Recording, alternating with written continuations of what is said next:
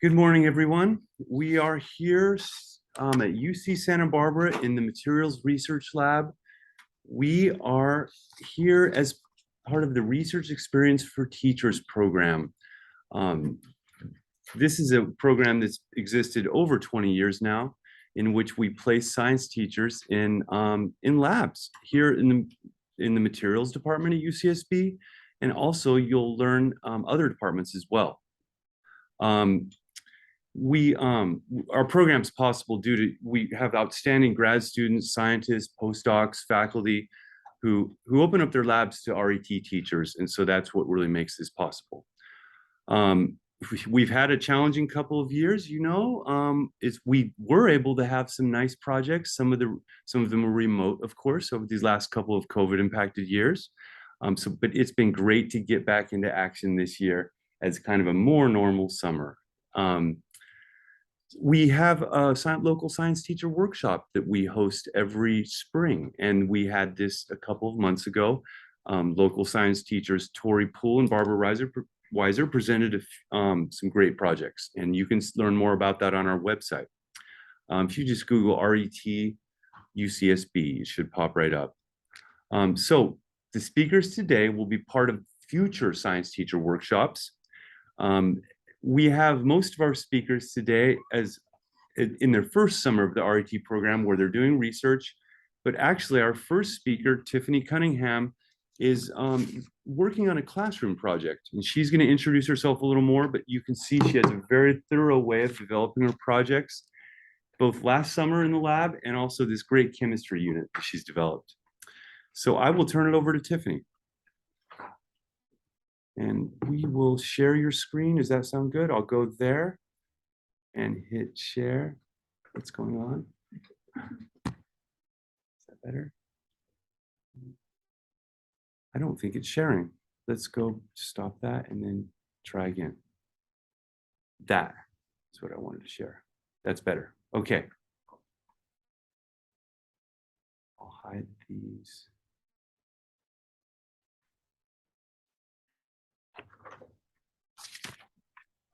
How are y'all?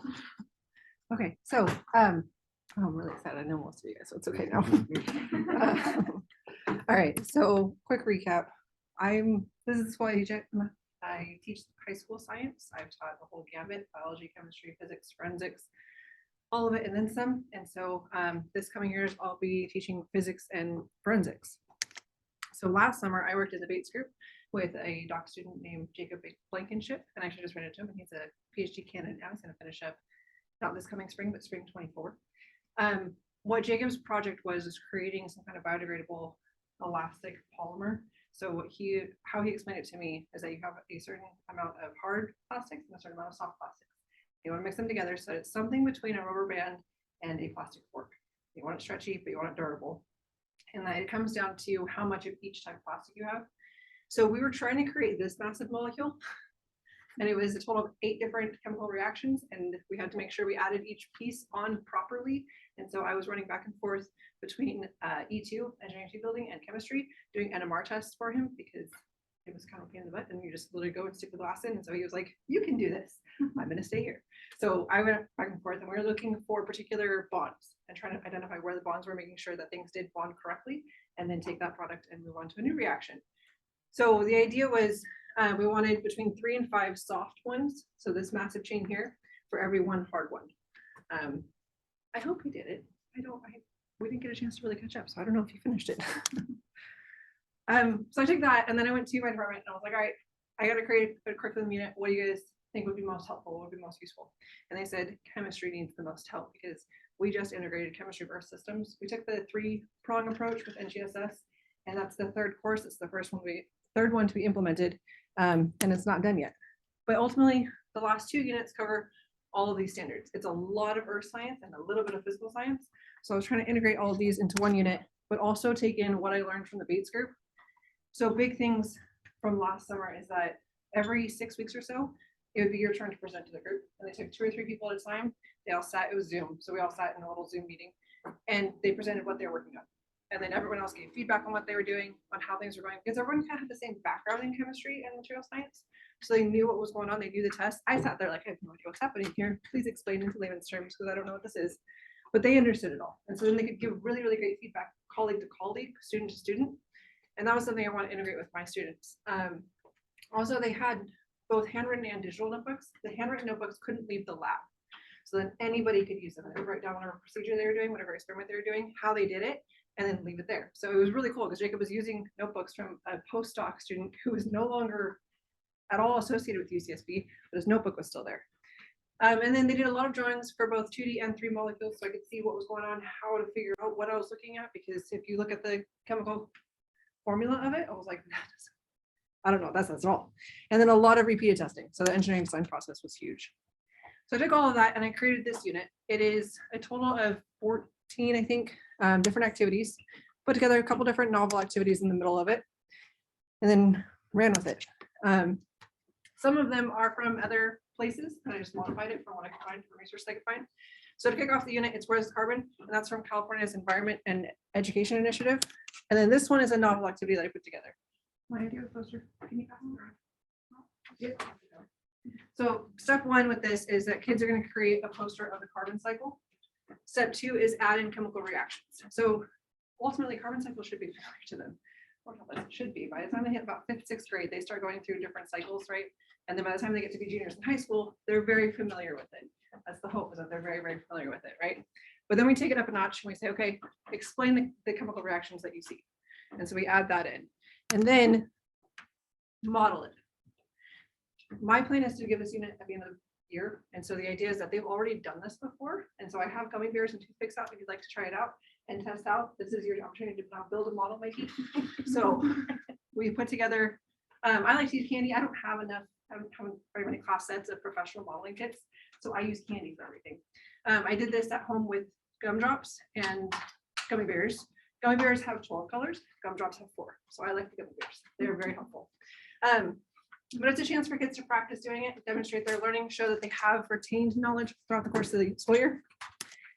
And then the last bit of this activity is that they take that poster, they find a carbon atom, they stick a little flag in it, and they trace that carbon atom through the carbon cycle. Right. So if you start with combustion, it starts as a hydrocarbon, turns into carbon dioxide. That carbon dioxide comes over for diffusion, and then it turns into carbonic acid. That gets broken down, gets added to calcium, becomes calcium carbonate. That goes through sedimentation, and you just bebop around the cycle as one carbon atom. Does that make sense? So the idea is that we're going to start really, really big, narrow it down to just a carbon atom. The takeaway is that all mass is conserved, that we're looking at all the same atoms over and over and over again. And then we go through a handful of different things. This is from NGSS's handbook, actually. Every student, I have it set up in here, that every student gets 2 years of data, and then they plot out the data and see how the peaks are higher in 2022 than they were in 1958. The valleys are never quite as low. This is from Ember. It's actually a biology curriculum, but it works really well here. Kids take just regular water, they blow into it with some peroxide blue and see the color change. This is from National Geographic, and it's looking at what happens when you add a whole bunch of carbon dioxide. Where does it go in the water? Phytoplankton uses it, and come to find out, the ocean provides 20+% of all oxygen on Earth. I had no idea, but we're learning. This is another activity that I put together. I pulled it from like 6 different sites, basically, and it's looking at how different pHs affect shells and calcium carbonate. So this is salt water with some peroxide blue in it. Egg's totally fine. This is vinegar, which also has peroxide blue in it, and it completely dissolves the egg. It's a 2-day activity, and my plan is to have kids start it with just the shells, but then I want to run a demo at the same time in front of the room with a whole egg, so they can see the translucence and see the changes there as well. And then this one is actually from Melissa, and we have that running right here. This is soda water on a hot plate and then in an ice bath, and they learned that if you agitate it enough, it takes about 30 minutes, and then you can see the change with peroxide blue. So we'll let that run, and then it should be done when I'm done. Hopefully. This one is Science Journal for Kids, and it just brings it back out to the carbon cycles. We talked about carbon dioxide and how it's affecting oceans and what's going on with oceans and how it changes the acidity of oceans. So then how does that affect the global cycle? What's going on there? It kind of takes it back out so we can bring in temperature, and we can look at feedback loops. This one talks, this is from National Geographic, and it looks at how carbon dioxide affects temperature. Basically, you take a 2 beakers, put 1 beaker in each Ziploc baggie, throw a thermometer in there, and then to one of them, before you seal it, throw some effervescent tablets in there, and then check the temperature every 5 minutes for 45 minutes. And they should see a temperature change. And then analysis, this one I pulled graphs from all over the place, basically. And they're looking at how temperatures also changed over time. I didn't want them to do the same exact activity as the carbon dioxide one. So here's an alternative, but still seeing the same pattern, that all of the peaks are higher, none of the valleys are any lower. Everything's shifting up. This was pulled from SERC at Carleton College. It's a web quest. I would do this with my juniors and seniors in forensics, and I seem to really enjoy it. You scan the QR code, you get taken to a website, an article, a graph, an image, and you have questions about it. And one of the things with this is also to create a little polyp, your own little polyp. I'm gonna take one.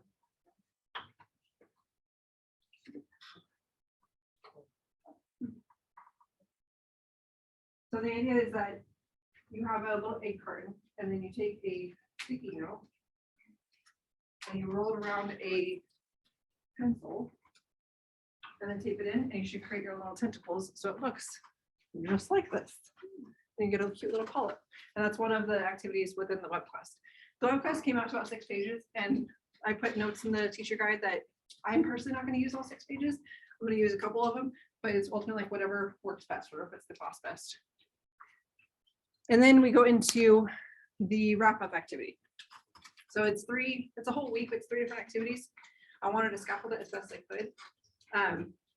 But ultimately you start with summarizing all data. We looked at carbon dioxide, we looked at temperature, we looked at phytoplankton, shell building organisms, and coral reefs. So you identify causes for carbon dioxide and temperature, and then the effects on those 3 organisms, and write a prediction of what's going to happen next, and then go into solution mode and try and figure out how to fix the problem. And then a presentation. At the end of it, the presentation should cover everything. This rubric is something that my department is working on a lot at my site, but we're trying to address the different standards for a particular unit and have a big summative project that encompasses everything.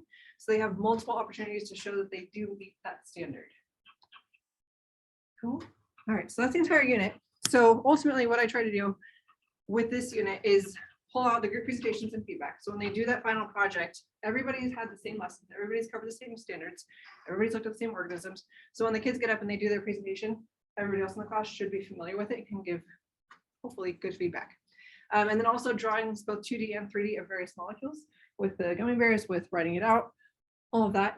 Personally, in my class, I want to use the notebook, but trying to create lesson plans for how to use a notebook was overwhelming to say the least. So I skipped that. And then I do want to get back to engineering design process, but I think it's going to take a few times running through this unit to figure out where I can fit that in. All right, so with all of this, what I ended up doing was creating, I don't know how many slides, 60 or 70 plus slides that go through all of it. All the hidden slides are teacher slides, so there's directions on how to run the activity.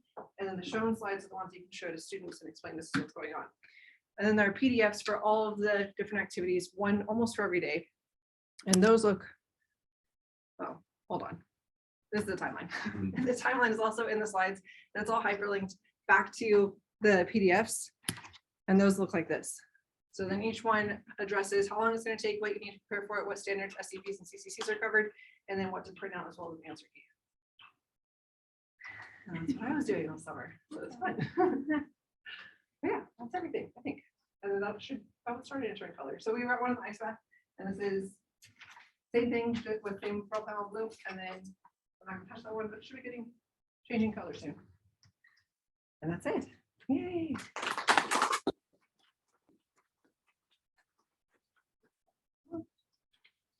I'm going to stop share.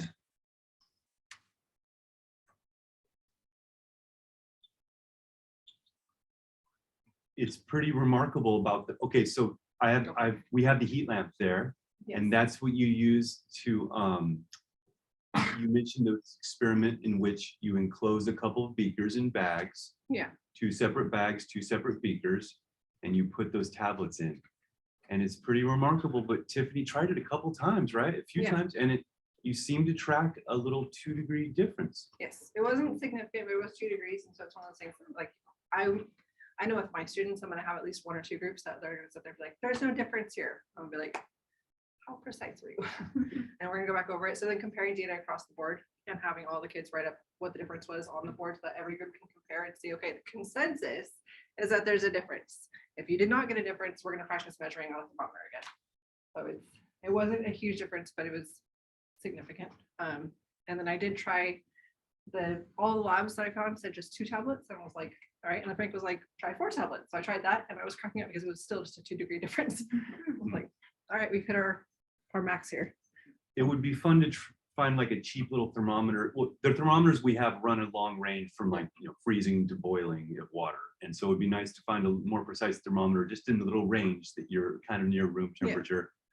We can work on these things. Yeah.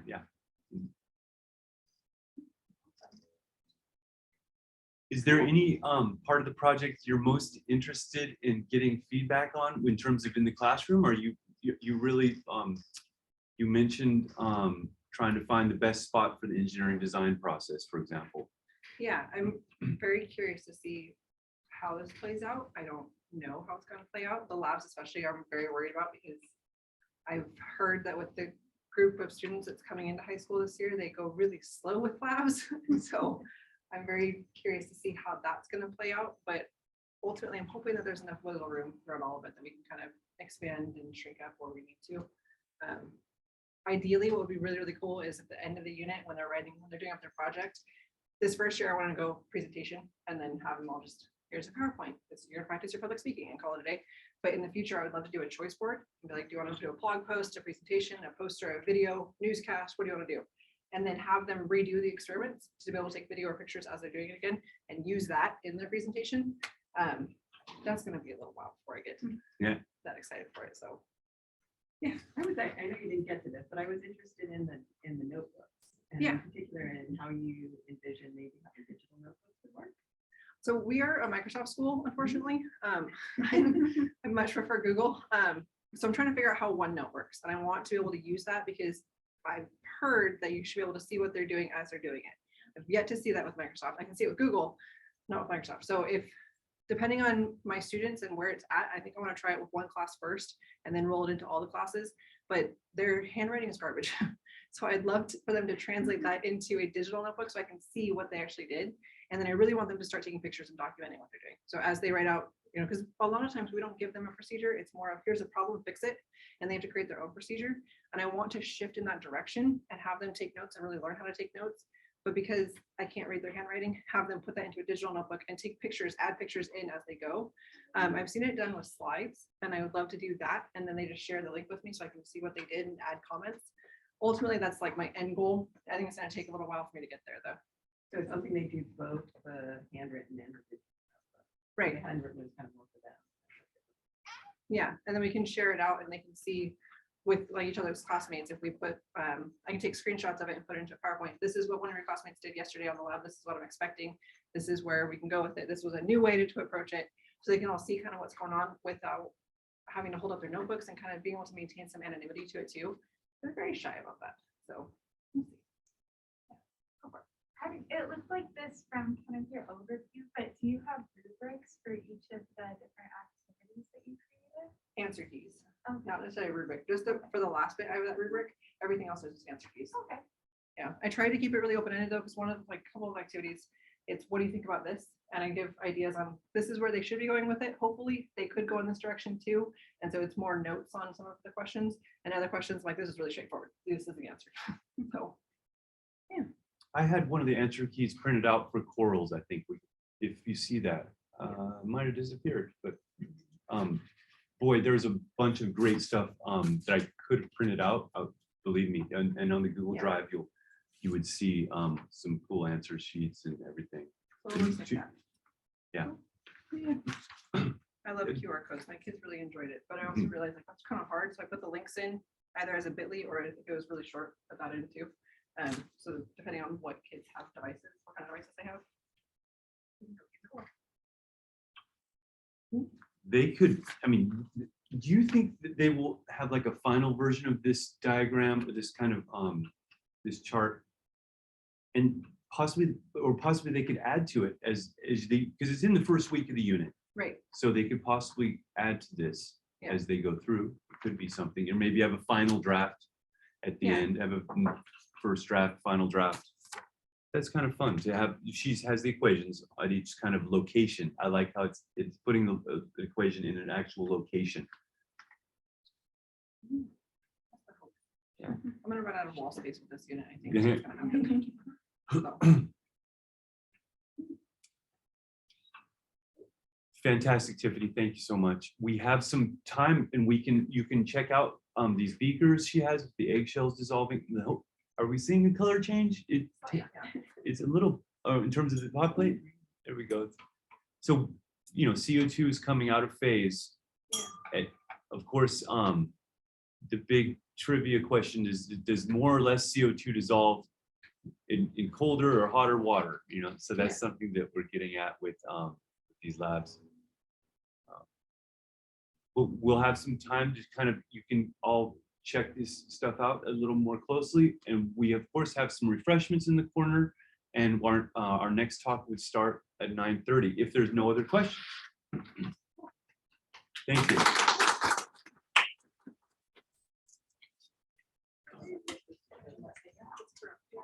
Oh, Tiffany, can we, so you have the polyps we all have, and so that's something that is there like another, so you wrap it with that? Yeah, so then like any kind of pencil, and then you circle around and have the sticky notes at the end.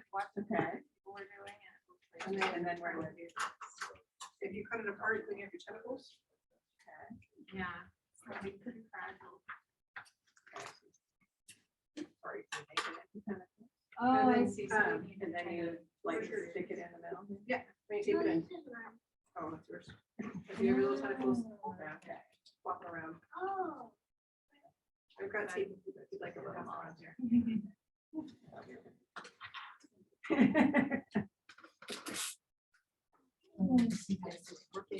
And I was curious to see if there's like any gradient, like, do we see it like changing more at the bottom or at the top, or if it just Have you gotten? all changes color? Okay.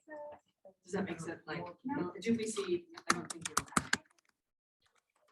Yeah. Yeah. One more. Or I was thinking it kind of looks like it might be like a little bit darker at the bottom, but not.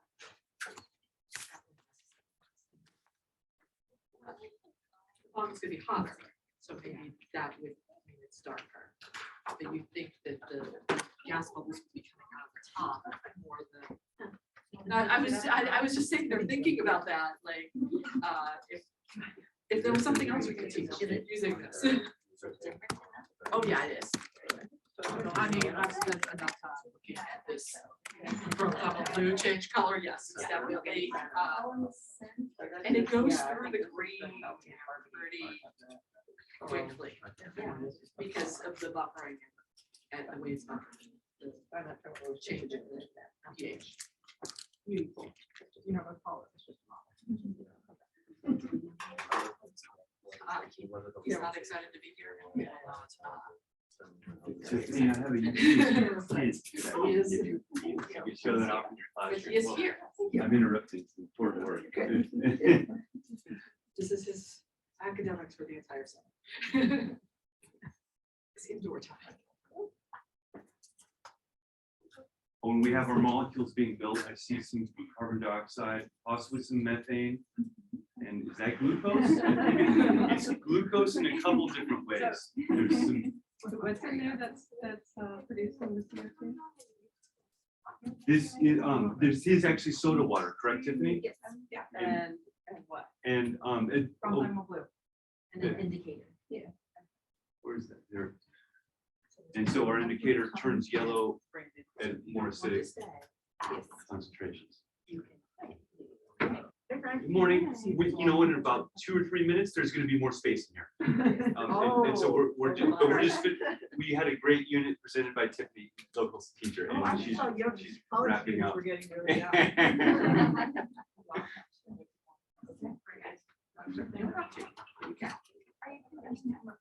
No, Lawrence, so that's her lab. Yeah, I don't think they're gonna separate. Cool. We can leave a nice batch of stuff here though. Absolutely. That's awesome.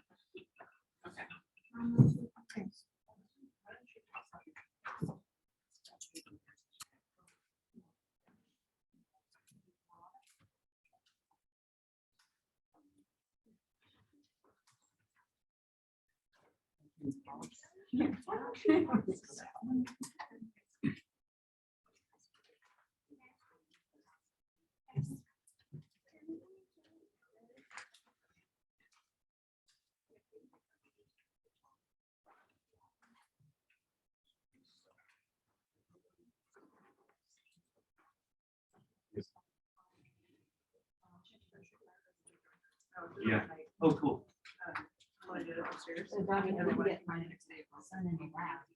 Just look at these Okay. back these- Yeah, I remember that. Absolutely, yeah. Oh, good. Very Right. nice. It's a little It's slow like for the this one. It's almost like the next day. Yeah, yeah. And Like the darkness all the way down to- I'm So I sorry. feel like Or like some old darkness. Yeah. I'm sorry. So we started in I have these to times find and it. Williams. You know, well, I'm gonna take, I'm gonna hold stuff for later.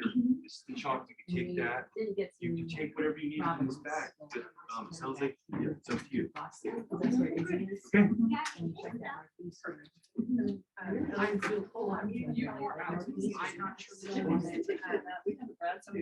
Yeah. Oh. You cannot. That one. Yeah. Okay. You have to go for a big school. We were, It's not- it's on its way. when I went. Be in touch. I want. I didn't either. Yeah. It's a huge school. Yeah, absolutely. Absolutely. Yeah. We'll have a meeting in the fall. I'll send you. And then So 400. it's kind of fun to. So hydrogen excited. Anytime. Look at Yellow or small Yeah. little art school, because I'm in so science oriented, but.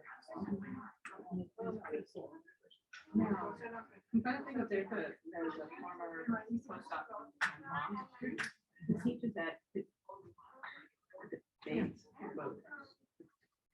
One of them. I mean, I think I've got your folder loaded up. Yeah, it's just the final one. This is the final one, right another person. there, right there. Super comfortable. Yeah. He has to, it's this year. But I mean, he might change his mind about like there. Yeah, right? just true. I know a lot of teachers are. Maybe he'll interested have as to go to well. the big school. Yeah, And you're gonna tell me what it is. yeah, actually, after watching Sister, how many decided you want. You call that? Do you want to be in the city or the?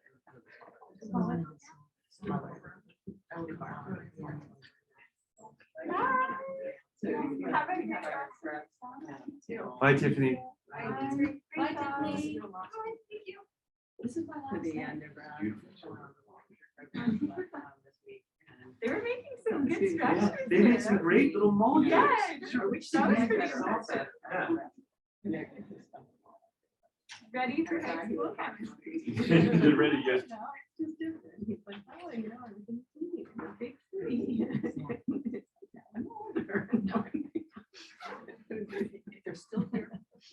Frank, do you want to move that there? Do you want I'm done. help you make it up? I think he likes Murphy's done on his sister's day. And But he she's at realized- the, Well, she's done, but she's actually. Oh, right. And it was like. Okay, we, She's not gonna move it. how we doing on space? Doing okay? We have a couple, maybe we have a spot in the corner there. And Lauren's gonna be presenting, so there'll be a spot over here if you wanted to come around. Or they can sit in the inner section. Yeah, we have these inner seats as well, absolutely. They cost no. Thanks for coming. Not at all. So, just to say two words is that Lauren is joining us. And when she applied, I realized, oh, what a fit with the Mazer Lab. She has just a passion for ecology. She's done some past work in the Channel Islands she might mention. So without further ado, take it away, Lauren, but it's been great to have you this summer.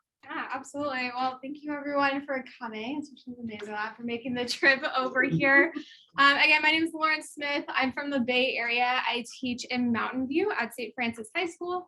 I'm a life science teacher, so I teach freshman biology and senior AP environmental science. And like Frank said, in the past, I was doing research on the Channel Islands as a part of another teacher program. So this program was right up my alley when it came about. And then this summer, I was studying natural selection on date of first flower in the widespread California wildflower, the Nemophila menziesii, or the baby blue eye. A little bit of background about the lab itself. So the Mazer Lab, one of their main focus is to understand plant adaptations to ecological risks and other opportunities that they encounter, and to really explore the genetic constraints of their adaptations.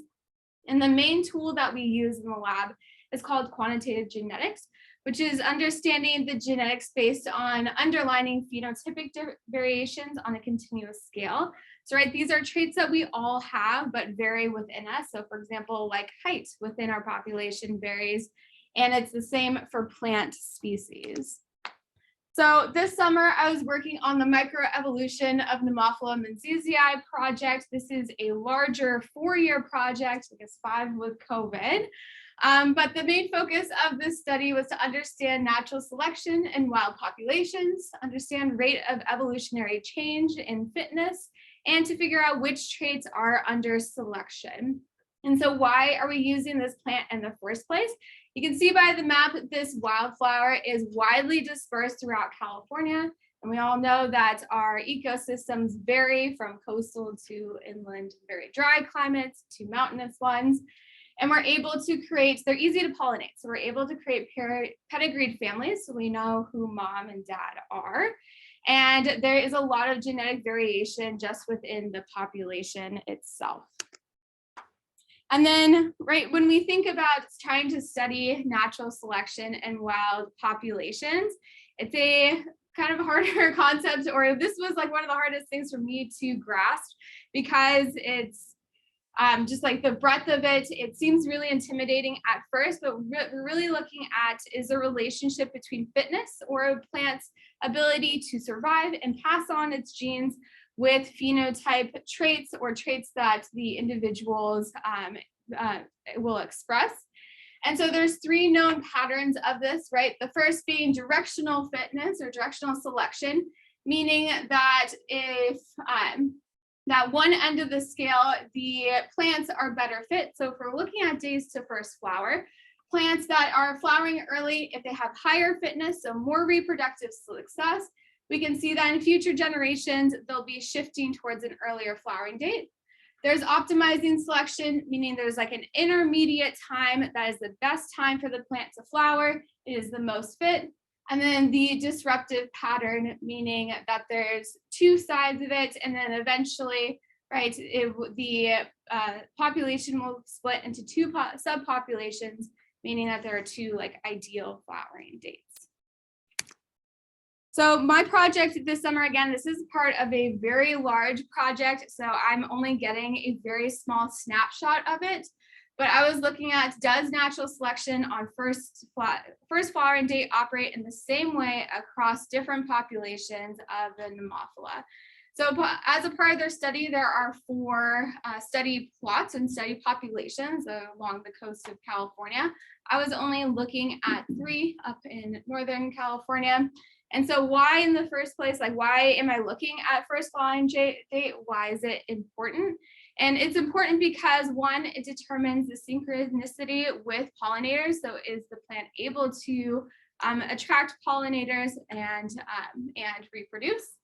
It determines how much time the plant itself has to produce fruit before it starts to deteriorate in the summer months. And then, of course, we know from other studies that time of first flowering is influenced by environmental conditions and climate change. So again, this project is part of a larger study, and a lot of it was done prior to me joining the lab. So it started in spring of 2018 when random seeds were collected from the populations and then brought back to the greenhouse. And then in fall of 2018 and winter of 2019, they grew the plants, again, the wild seeds in the greenhouse. They hand pollinated each of them to create pedigreed families. So this was over 40,000 hand pollinations were done by students here on campus during that time. And so the hand pollinations were done. The plants produce fruit and seeds. And then those fruits and seeds were then put into the field in fall of 2021. And then this past field season, so this past spring, they were collected. So samples in the field, so the plants were planted in the field, they grew. And then we were able to collect samples, and then the samples, fruits were brought back to the lab to be analyzed. So that is where I have been working all summer, is on these samples. So in lab itself, right, we have the samples that were collected in the field. So what me and the team of undergraduate students have been doing is counting up the number of fruits per plant and then categorizing the seeds inside the fruits into viable and non-viable seeds. And really what we're trying to do is use this as an estimate of reproductive fitness. So how successful was the plant at making seeds that are viable that can then be planted and grown and continue the generation. So this is what we were doing in lab this summer. And then for my results, right, so again, I was looking at it across 3 different unique populations. So the first being Angelo Coast, which is up in Northern California. It is a coastal site. And so for my results, we're looking at it in 2 different ways. So what these graphs show is the number of days to first flower. So when was the observed, when were the graduate students looking at when they saw the very first flower? What date was that at? And then how many days was that from when the plant went into the ground? And then we are looking at total production of viable seeds. So this was the calculation that I was getting from counting the seeds in the lab. And I looked at it in 2 different ways. So I looked at it in phenotypes and in genotypes. So our phenotype graph is really looking at the individual plant itself. So each of these points on the graph represents an individual plant. However, right, in any scientific experiment, you want to do things multiple times. So because we know mom and dad, right, the seeds that were produced were split. And so they were planted 3 times in the field. And so when we look at the individual species or individual samples, it might be that like this sample that did really well up here, it could be that it was in a really good microclimate. So maybe it had excellent soil compared to this plant that was over here. So by taking the average across the families, we were able to then kind of eliminate some of these microclimate conditions. And so this graph on the right with the red is showing a population or a group of plants, the average of the group. So it's the average of the maternal family. And so one of the big things that we found was, one, that there is genetic variation in flower dates. We can see that by the range of the dates on the bottom. So we know that the first earliest flowering date was 115 days. This is in April. And the latest was at 155 days, which was later in May. And so in order for a natural selection to happen, there has to be genetic variation. So this is exciting to find that, yes, natural selection can happen. We see variation. And we're also seeing this trend that earlier flowering dates tend to have higher reproductive fitness, right? They are producing more seeds. So I did the same at another location, so Bodega Bay, which is very similar climate to the last population. And we found a similar trend, both within our individuals and our averages across the family, that there is data that shows that earlier flowering dates have higher fitness. And then the last one that I did was Blue Oak. The climate in this one is a little different. It's inland. It is a little more arid and drought prone. And while the results are not significant, we are still seeing that trend when mapped to the linear regression, that earlier flowering plants tend to be more successful than our later flowering ones. So we were able to, right, the first thing I wanted to look at is, was there a connection between the trends that we were seeing across the population? So we saw that, right? So we saw that earlier flowering dates tended to do better. However, that is not the whole story, because we can, going back to the beginning, we can map it onto the different modes of natural selection. So maybe the linear regression that I did, right, with the linear line, maybe that was not the best fit. Maybe that was not the actual type of selection that was happening. And so then I was able to look at what was the best fit and which of these models did each population fall into. So for our Angelo Coast, the directional selection was the most fit, meaning that over time, we might see in future generations that earlier flowering, we'll start seeing more earlier flowering plants in that location. At Bodega Bay, instead, we were looking at optimizing selection, meaning that there might be some point between 100 and 120 days that is the best time for the plant to flower at that location. And then our blue oak was not significant, so it did not have a best fit, meaning that possibly other environmental conditions were impacting it. So overall, we found the biggest findings that we found were, one, that there was genetic variation between days to first flower within these populations.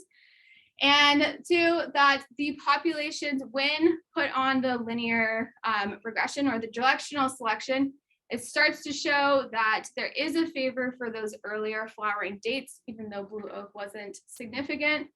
Right, but however, that wasn't necessarily the best fit. So Angelo Coast, it was the directional selection. Bodega Bay was the optimizing, and then of course our blue oak was not no selection. So why was this important in the first place? What does this tell us about how the plant is doing across multiple populations? And what we can predict is that in the future, if conditions are exactly the same as they were this year, we can predict that in general, we'll start to see plants that are flowering earlier and earlier, because those are the ones that have that the best fit or were the most successful and are able to, again, continue to pass on their genes and survive in their environment. So I took, and then in the future, what they hope to do, again, this is a part of a very large study. This is only a snapshot. So they will continue this experiment. So they will be replanting the seeds that we cleaned this summer and doing the same process. So looking at the traits that are produced and comparing it to this first generation. And so they're looking at response to natural selection between generations. They're looking at what was the rate of evolutionary change. And then of course, trying to identify which of those traits are under selection in those wild populations.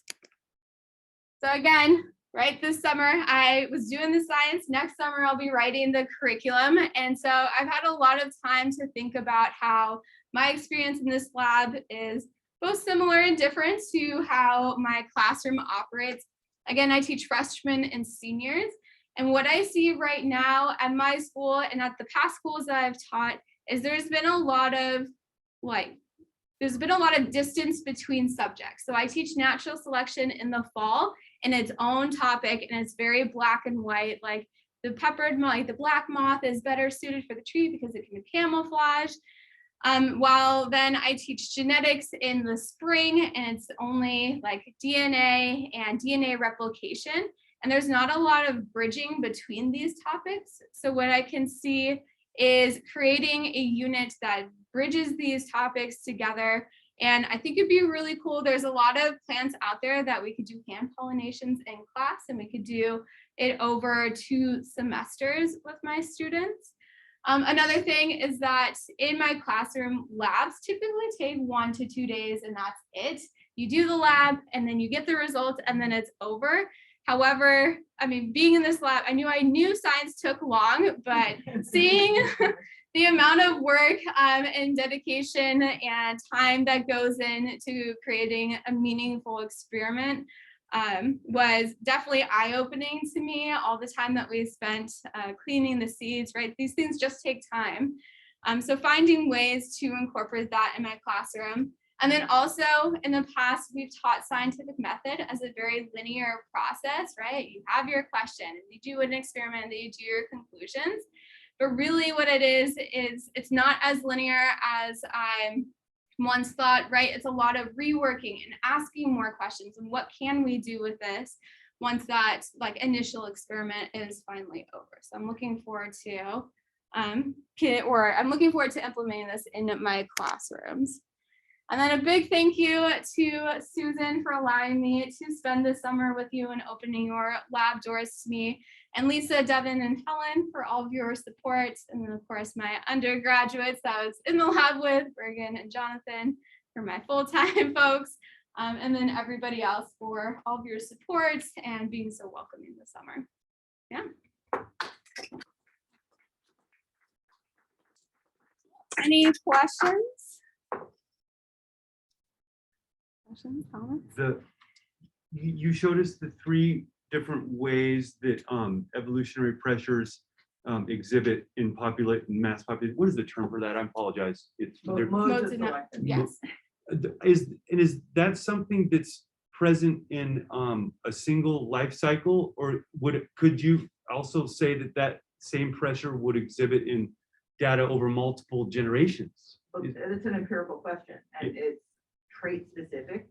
So generally, when people have studied the effect of flowering date on fitness, we find that earlier is better in wildflowers. And that's because if you track the change from winter to spring, and then sort of the plants photosynthesize, build up the resources, and then if they flower as soon as possible, then that they have a longer period during which to reproduce.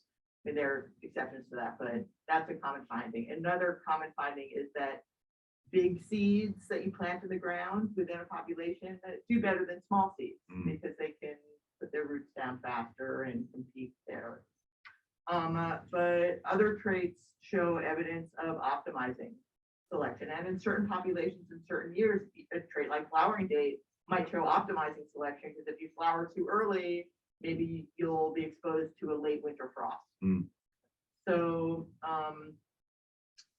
from year to year, the mode of selection on a given trait might change based on the environmental conditions and the other species that are there, and what traits pollinators prefer, when the pollinators are active, and from trait to trait within a given season, that the mode of selection may differ.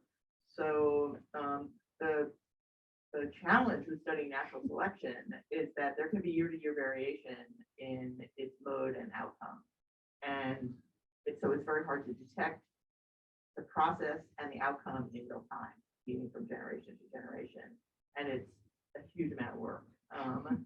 But you hope that the power of statistics can bring something out. We know. It will. Yeah. And we had a discussion with Lauren that, the fact that she's presented this data from this year, but there's so many environmental factors that could be included, and so much that all your graduate students will be, I'm sure, getting into. It's a good snapshot of a very a tiny snapshot of like a larger picture of what was happening. But actually the previous 2 high school teachers worked on earlier elements of the same. So Karen Pressburger used the seed weights of the seeds that we originally collected from the field to look at differences between populations and the amount of phenotypic variation within those populations. And then Greg Schiller looked at fruit set, the probability of fruit production in the greenhouse, to see if populations differed in just the likelihood that a pollinated flower would produce a fruit. So we've been sort of getting snapshots from the high school teacher participants all along, which has been a great motivator and keeps us on track too. Yep. Great. Sounds like Lauren's school is somewhat close to one of the sites. Yeah. For this study. And I looked, and they do field trips. Excited for that. Yeah, no, it's really great. That one. Great. Well, thank you everyone for listening, and I appreciate it. If we don't see you, Lauren, if you're back. Oh next yeah, I'll summer- stop by the lab. Oh, okay. But yeah, and I'll be around next summer. Awesome. So. Thanks for coming. Thank you, Susan. Have a good day.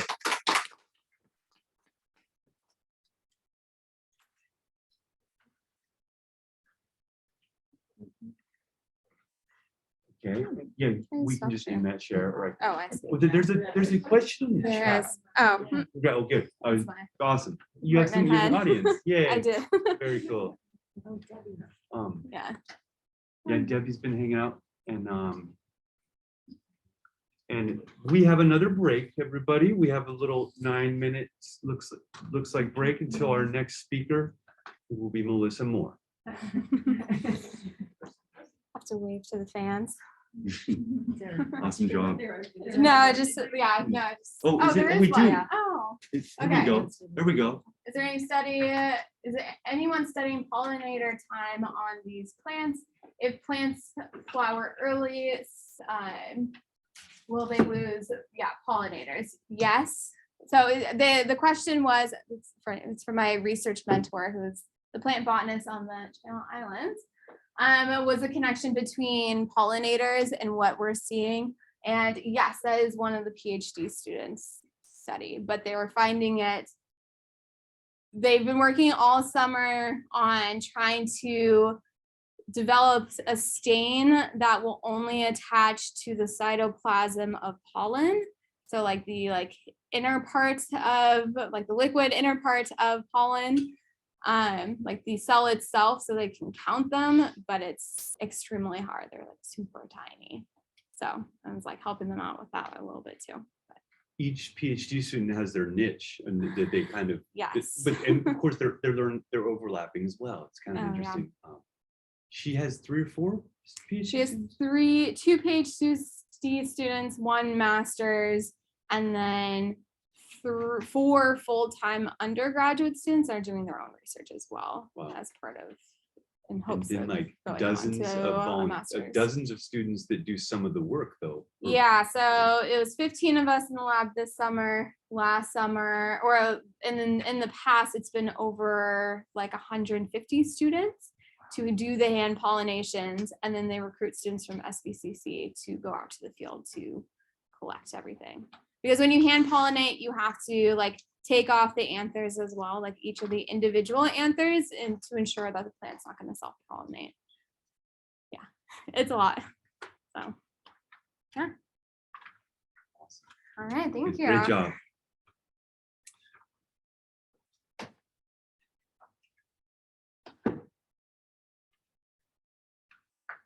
Everybody getting enough coffee over here?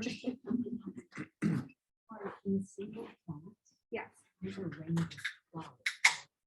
We've got a little color The range of change. amount of flowers. Oh, yeah. Yeah, so it can range. That's a good color change. Anywhere That blue. She said that overnight from, though, it really like- kicks in. Yeah. Over- It kind of finally, Like 10 Yeah. to like 20. Depending on what type of The soda farther you very use, small. there's buffering capacities, Yeah, I know. so it can do like sudden color change or- and then yeah, it yeah. takes a So while. one of the undergraduates as well is looking at if plants that have not as many flowers, so if it only has like 5 flowers, is it producing like really large seeds? Like to compensate for the lack of flowers, or do plants that have like a bunch of flowers have? Which takes weighing and. Can I work on getting mine? Yeah, absolutely. Oh, I can't see what that's. Get this out of here. Let's see, what do? We should go to your folder, obviously. Mhm. You know what I'm gonna do quick? I'm gonna say something cool. I'm gonna say, anyone here can, I'm gonna share the link to this presentation since I'm thinking about it in the chat. Yeah, I mean, we're in a unique situation where we have both an indoor and outdoor research garden. To continue this, it's a bit like over multiple like years and start like compiling data. Freshman biology and then Yeah, environmental science.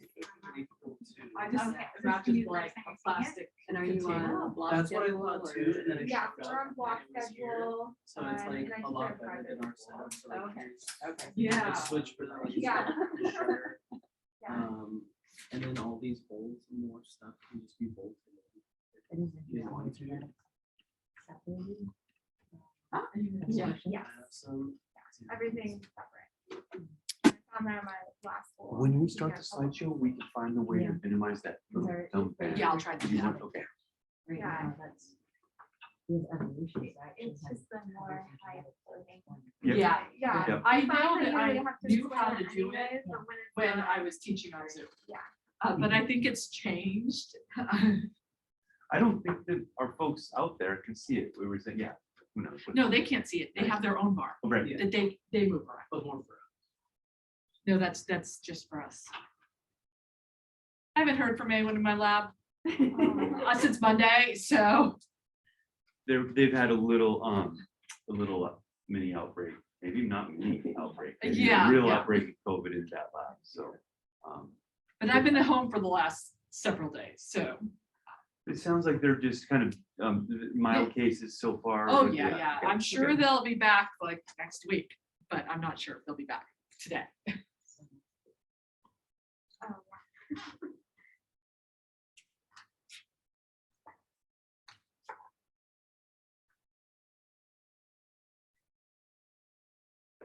But I will wait until 10 just to see Yeah. if anyone does show up.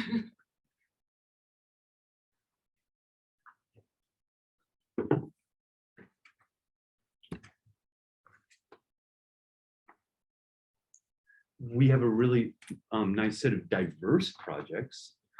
You will, we can reflect on that at the end, but we will certainly be changing gears here from ecology to more of a pure chemistry lab. Well, when I say pure chemistry, I mean pure chemistry and physics. Yes, Yeah. this lab combines everything you can think of.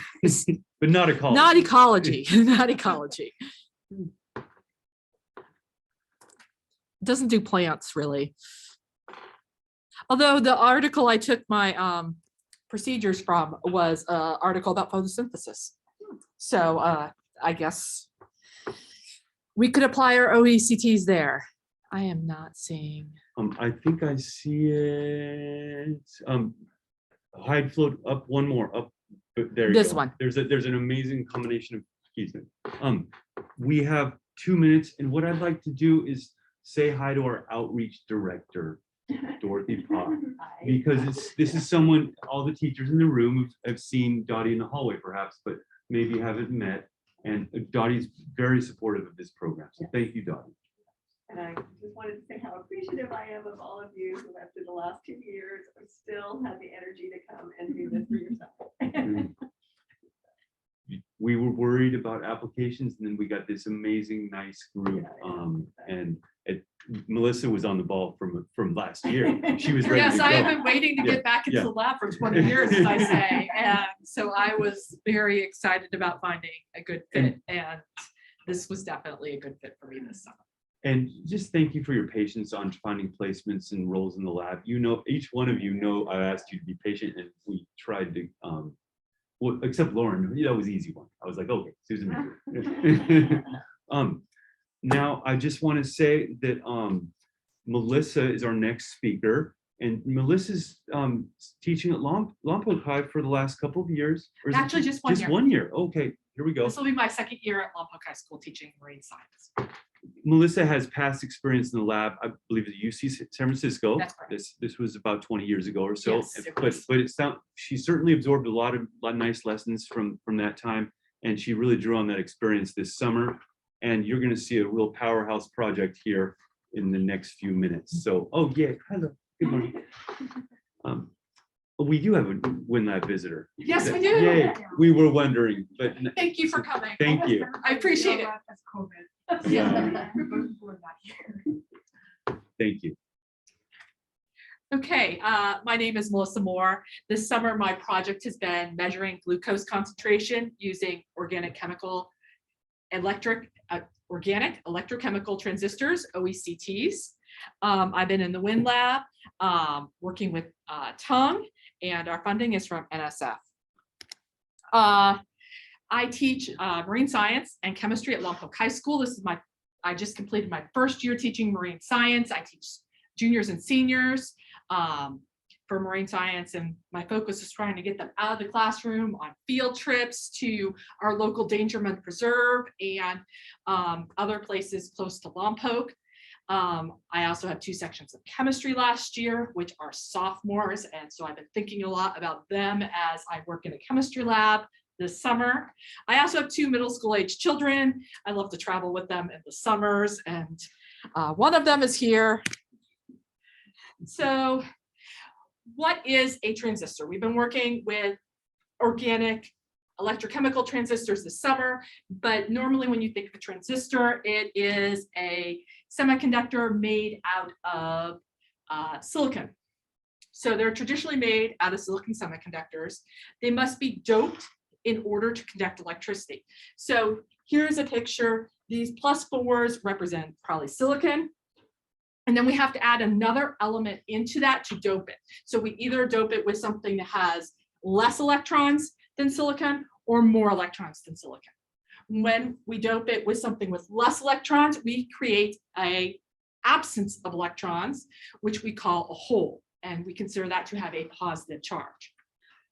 When we dope with something that has more electrons, then we have free electrons, and that's an N-type semiconductor where electrons are free to move around and conduct electricity. So semiconductors can be either N-type or P-type. And that refers to electrons or a positive hole. This is a picture of a traditional semiconductor. There's lots of different types. This would be an NPN.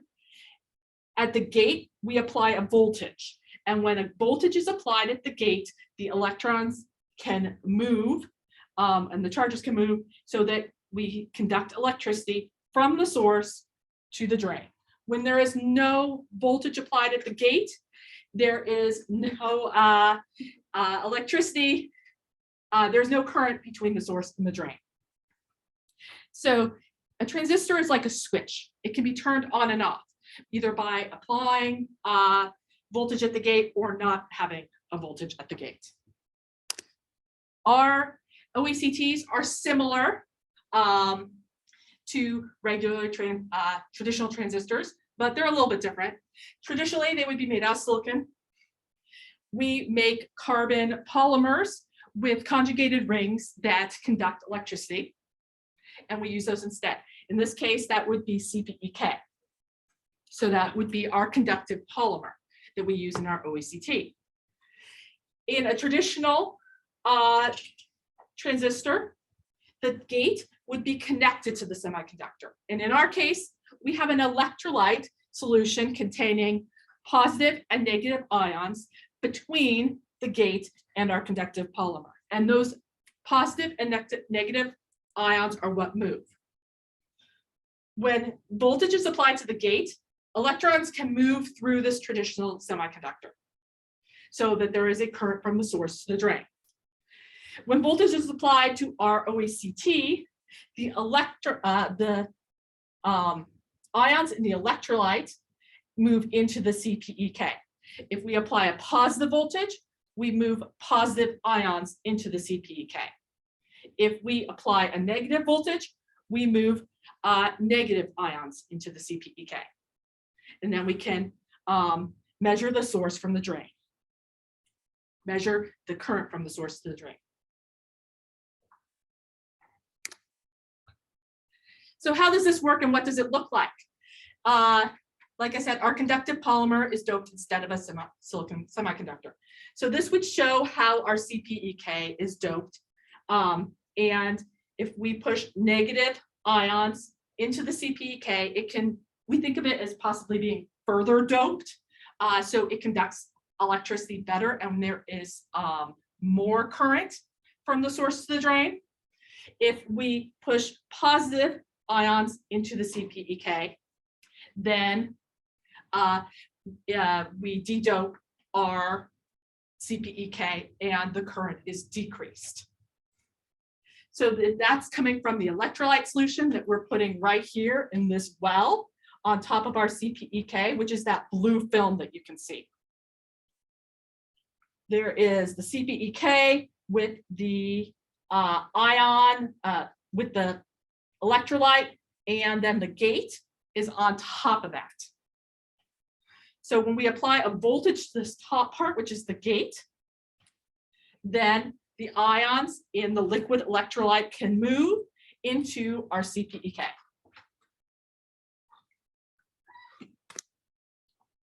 So conductive polymers have been used for about 10 years. PEDOT-PSS is one of the most common conductive polymers that are used. It has two parts. It has these conjugated rings and that alternate single and double bonds. And then it has a sulfonate anion, which you can see here is has a negative charge. So that has two parts. CPEK puts that all together into one molecule. It has these sulfonate chains up here that are has sulfonate ion up here connected to the side chains that are then connected to the conjugated rings, which is the conductive part where holes can be formed by the interaction here.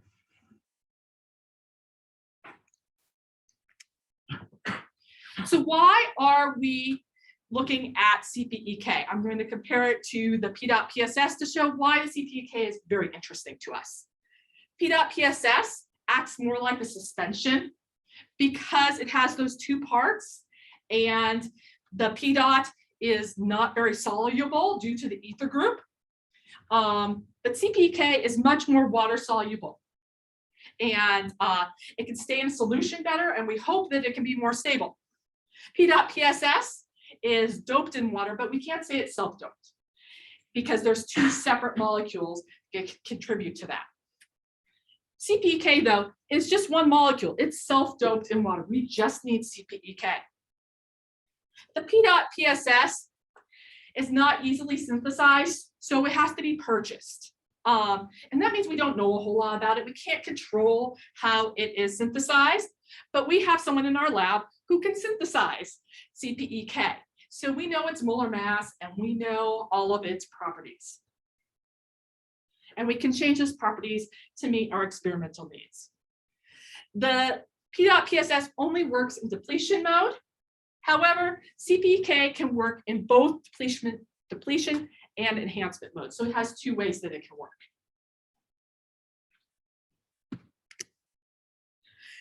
So like I said, CPEK is water soluble, which makes it good for application in biological systems. So my project this summer was looking at how to take CPEK and make it so we could use it in biological systems and show its biocompatibility. And the way that's traditionally done is by doing reactions with glucose, because that's a good starting place for showing that a idea can be used in a biological system. So we have a collaborating lab that wants to make a sensor that monitors electrophysiology, which is like brain waves that you can measure, and metabolite concentration, which would be the glucose. So it wants to put both of those together in a sensor that would be placed in a brain. It has been noted that glucose concentration drops before a seizure. So all of this would be monitoring glucose concentration to see that drop, to ideally be able to administer anti-seizure drugs before a seizure happens. So my job this summer was preparing these gates so that we could test them with our CPEK. We have platinum metal here, and on top of the platinum metal, I have put a membrane of chitosan, which is like a sugar complex, and glutaraldehyde to bind it together. Then on top of that, I drop the enzyme. So it's very small. We're talking only a few microliters here. And the enzyme will stick to this chitosan and glutaraldehyde, and the electrostatic forces will keep it stuck there. So we can continue to use this gate.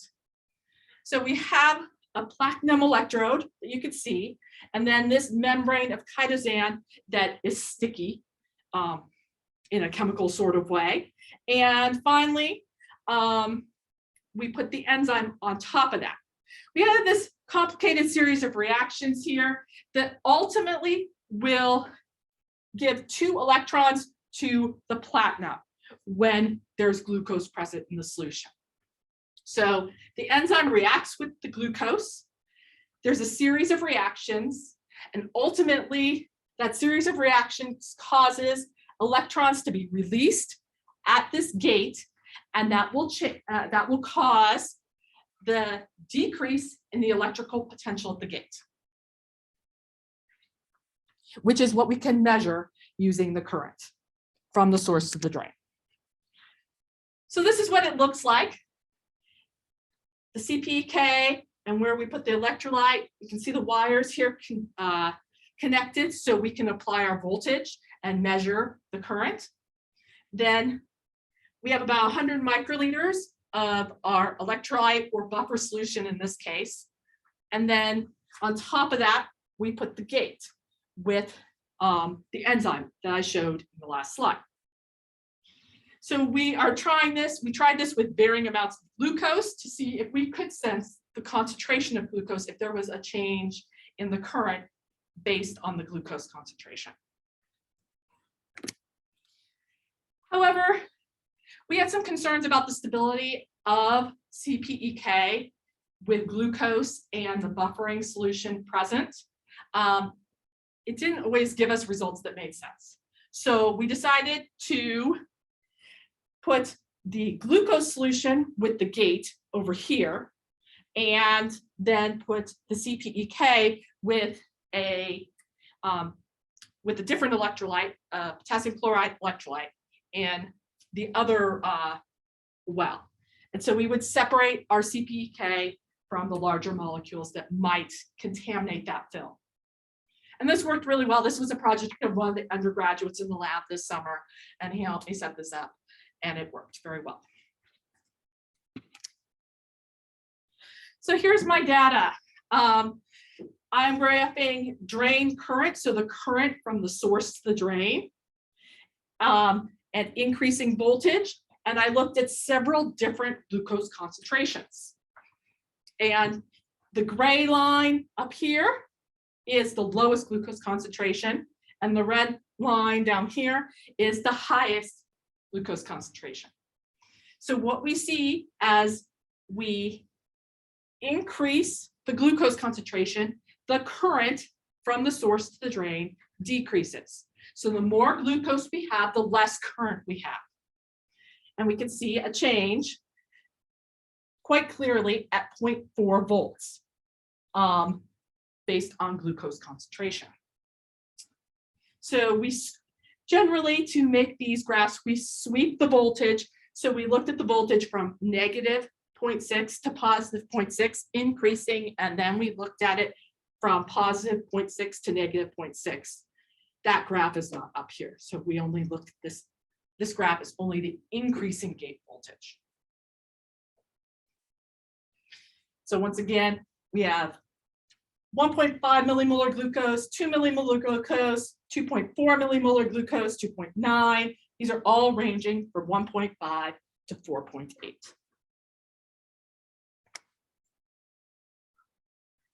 So just as a reminder, we want to be able to see when there is a drop in glucose, because we might hopefully be able to prevent diabetic seizures that way. Hypoglycemia is defined as blood plasma glucose concentrations less than 3.5 millimolar glucose. And there are different effects on the human body at different glucose concentrations. So we're especially looking at this area right here between 4 and 2. You can see at 2 millimolar glucose, there is decreased cognition and seizures and comas, and ultimately brain failure. So we want to be able to prevent that.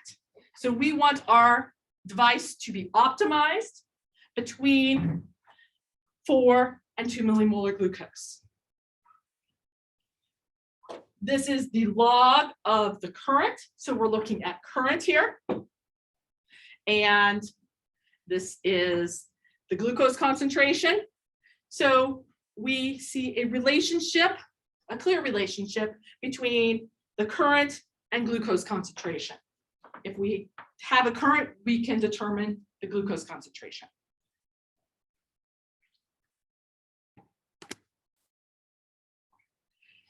Ultimately, we want to be able to see a decrease in glucose concentration. And we know that our current is suppressed in the presence of glucose due to the reactions that occur. So what I did here was I made dilutions to show a decrease in glucose concentration. As glucose is always being used up by the enzyme, I did not place the concentrations up here because I did not really know them, but we did see a clear relationship between a dilution, so a drop in glucose concentration, and an increase in current. So I decreased the glucose concentration by approximately 0.4 millimolar to 0.2 millimolar. And each time we saw that the current increased as the glucose concentration went down.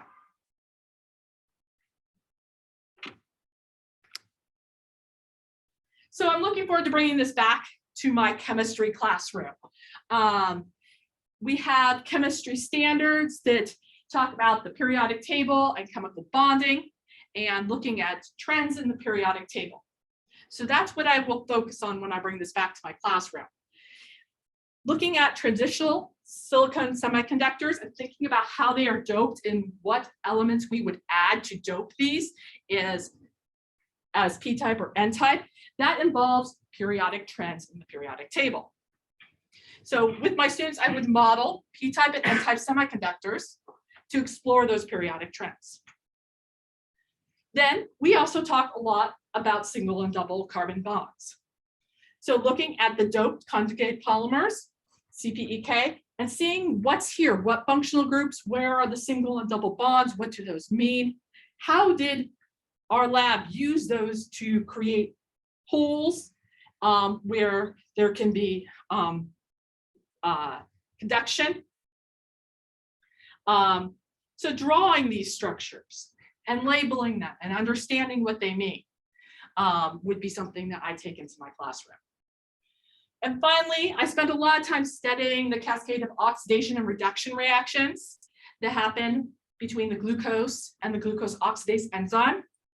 And those oxidation reduction reactions are very similar to what happens in electrochemical reactions.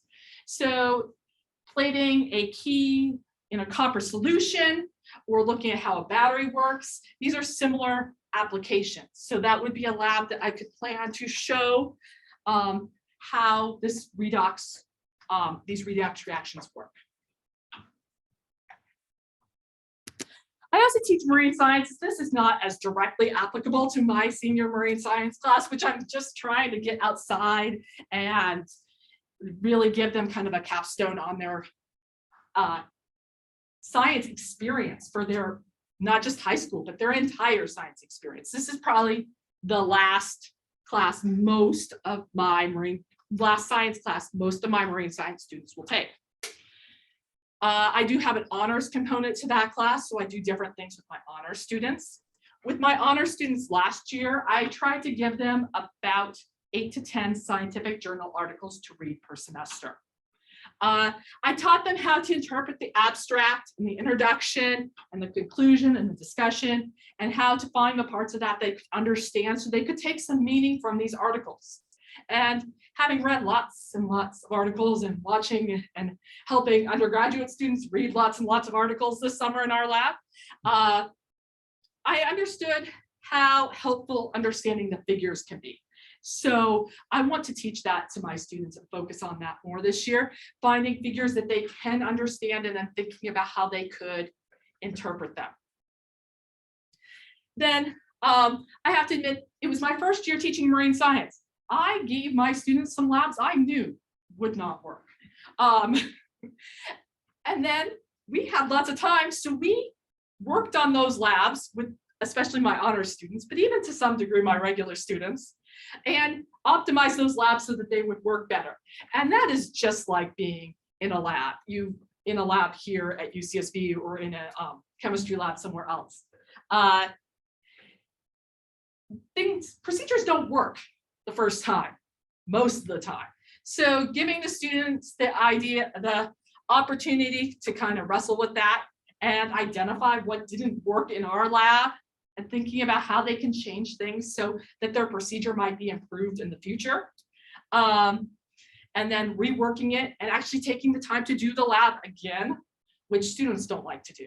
But that's what research is, and giving them a little bit of a taste of what real scientists do by reworking those procedures and redoing them. So I will focus even more on that this year as I work to design better labs for my classes and have my students, who are mostly 17 and 18-year-olds, do that along with me. So thank you. I was very grateful for the opportunity to work in the WIN lab this summer, and I really appreciate the fact that Quinn gave me the experience in her lab this summer. It was a great fit for me. I learned so much. Thank you to Roz and to Jaden for listening to me give this presentation over and over again and helping me really define what a transistor is and be able to explain it, hopefully relatively well. And thank you to George, who is not here, for sharing his workspace with me every day and helping me with all that I needed help with on my procedures. And thank you to Tung for designing a research project that I could do in 4 to 6 weeks and be successful with, because I know that that is a very rare thing to be able to actually have data and results doing real science in 4 to 6 weeks. So thank you.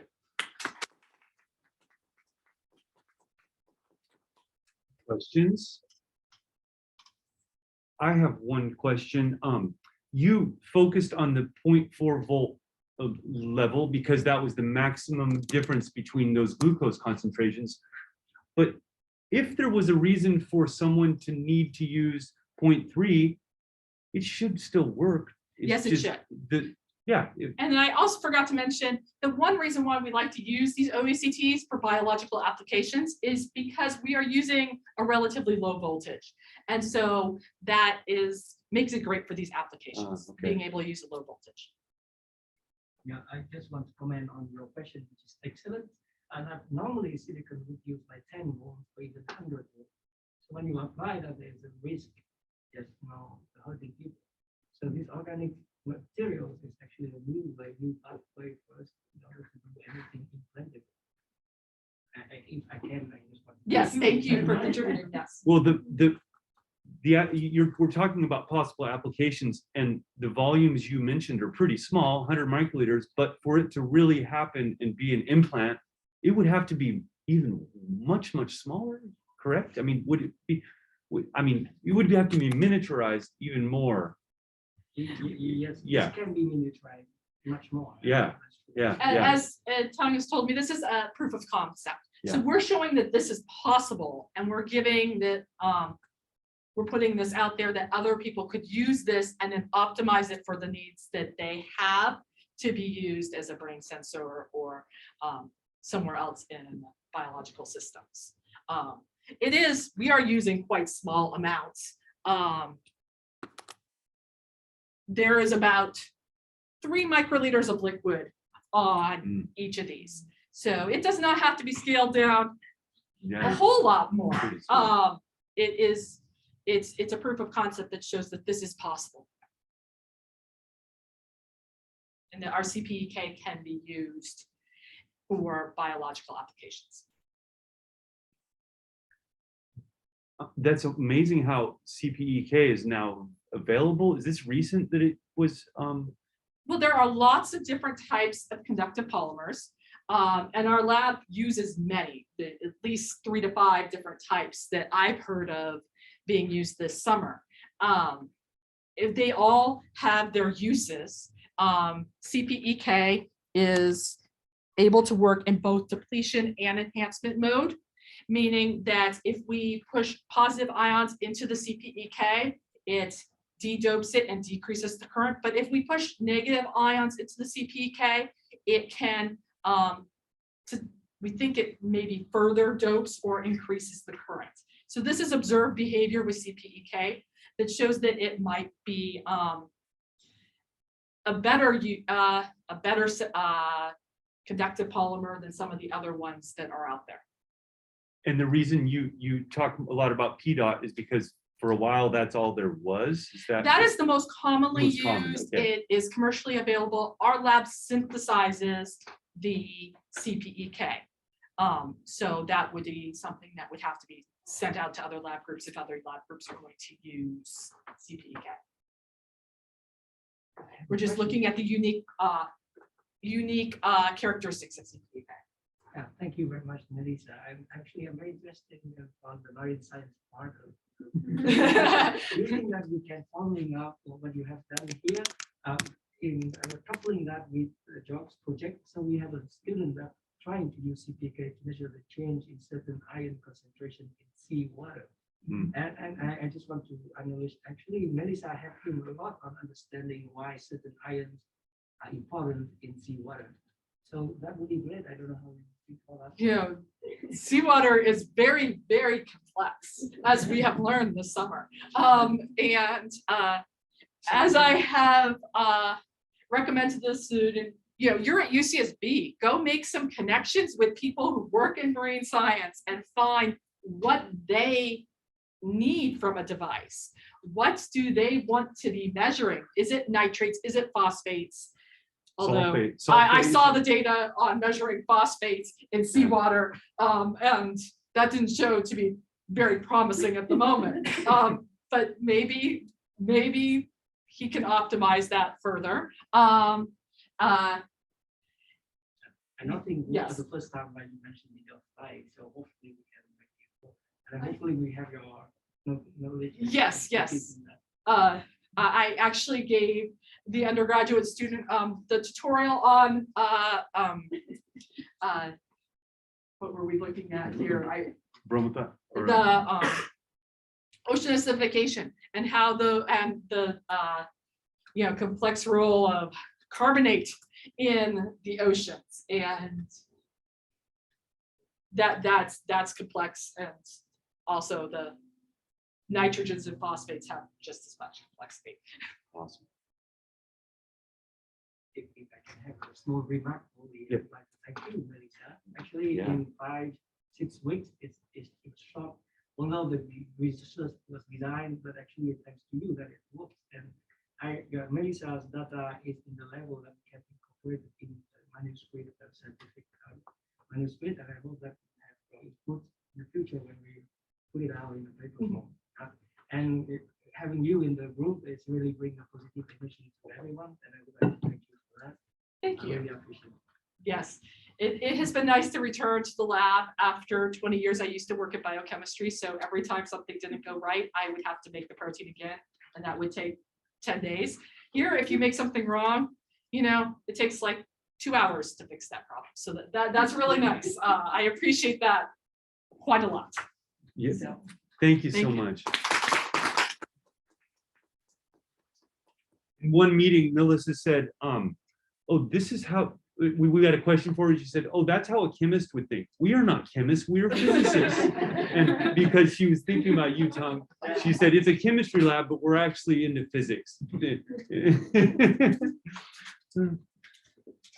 We have a couple minutes before we switch to our next speaker, so feel free to grab some refreshments. Thanks again for coming. Thank you. I got a little bit nervous when you guys walked in. We have it, well, maybe we should check the chat, yeah. Let's go. Oh, yay. Oh, thank you. Melissa just left the room, Quinn, and we're gonna we're gonna pass that on right now. Fantastic, and we can connect to marine science because they can be used to sense ions in seawater to gain insight into why in certain regions there's a large reduction in marine life. Outstanding. Thank you, Quinn.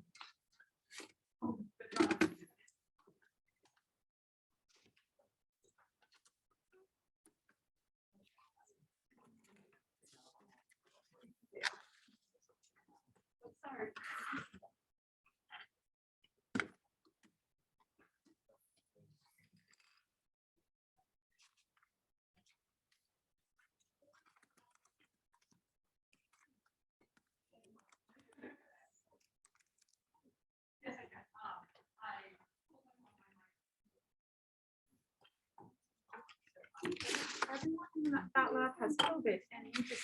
Well, I think they sound like they exceeded the 10-day threshold. When in some comments that Melissa made, they had a nice, the nice aspect of just being right finishing. And so that's what I can say about that.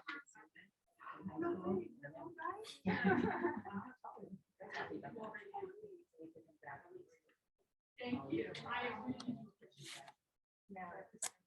Let's go to this.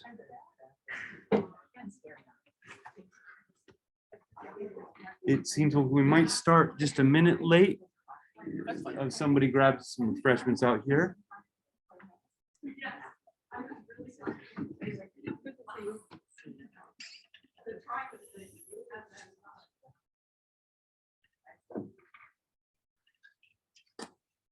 Oh, cool. There's a little floating thing that's gone. I love it. Yeah. Awesome. Good job. Morning, Ryan. How are you? Doing well? It's been fun so far. Ecology, chemistry, and now we've got some cool material stuff. So this is great. There you go.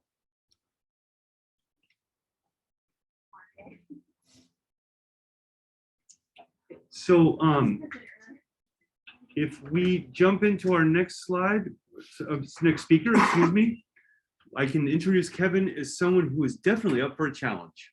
And Kevin, it was great to, I actually did a little bit of outreach this last year and visited Kevin's classroom virtually in mentioning the photoelastic effect. It was a little bit of a materials outreach we got into. So thanks for hosting us there, Kevin. Got to know Kevin for a minute there. And let's get into what Kevin has to say. He got into a new area of science for him. I know Kevin has an environmental science background. He might mention that, but he's into some wonderful material stuff. Take it away, Kevin. Thank you. Awesome. Thank you, Frank. Yes. So hello, everyone. I'm Kevin Valdez. I was at Santa Barbara Junior High, where Frank did outreach, but currently starting a new role at Laguna Blanca as a science instructor. I have a background in environmental studies. I got my bachelor's here as well as my master's in education. So like Frank said, this was a big leap from my background and what I have. The last physics classroom or anything related that I was in was when I was in 8th grade. But it was a great opportunity. It wasn't one where Frank told me and I was like, oh no. It was more like, awesome, like let's see what I can learn. So I was fortunate enough to be in the Harder lab, working with Dr. Harder and also with Ryan Russell. With the project that I was more aligned with, it was funded through NSF, but the Harder lab works with a lot of different contractors as they are an optical characterization lab. So this means that what they mainly do is that they research a lot of different materials, quantum materials, using different optical techniques. So they use light, it's different visible spectrum, but also not so visible to study materials, and specifically also the arrangement of atoms within the materials. So it was really cool to be in the lab using the optical table, or at least just being able to look at it. A lot of it was just me shadowing Ryan and his work, using the laser, using the cryostat here. It was just a lot of fun getting exposed to kind of the concepts, a lot of the verbiage, just hearing Ryan talk and just being like, all right, I knew a few of those words, but I'm gonna go back and like try to learn a little bit more about it. So kind of highlighting Ryan's research, his research and a lot that I just was there looking at the background was on nonlinear optical rotational anisotropy. Okay, I asked him this morning, I'm like, how do I say it? So with it, it was the use of a laser at usually a red wavelength to study the material's kind of functional properties. So looking at the structure of a material and then seeing, okay, we're gonna go around this material 360 to see what are the symmetries that are broken. And from that, making some inferences like, okay, what can it be used? And with this, it's through this second harmonic generation. So red light would be pumped in, and as it goes around the material, when it breaks that symmetry, blue light will be let out. The materials that he mainly looked at while I was here was KTO and the strontium titan oxide. And then also ultrafast transient reflectivity. This was the use of 2 different lasers, ultrafast lasers, that were sent in pulses. So one was a pump probe, another was the probe pulse. So the best way to describe it was kind of like ringing a bell and then hearing the sound.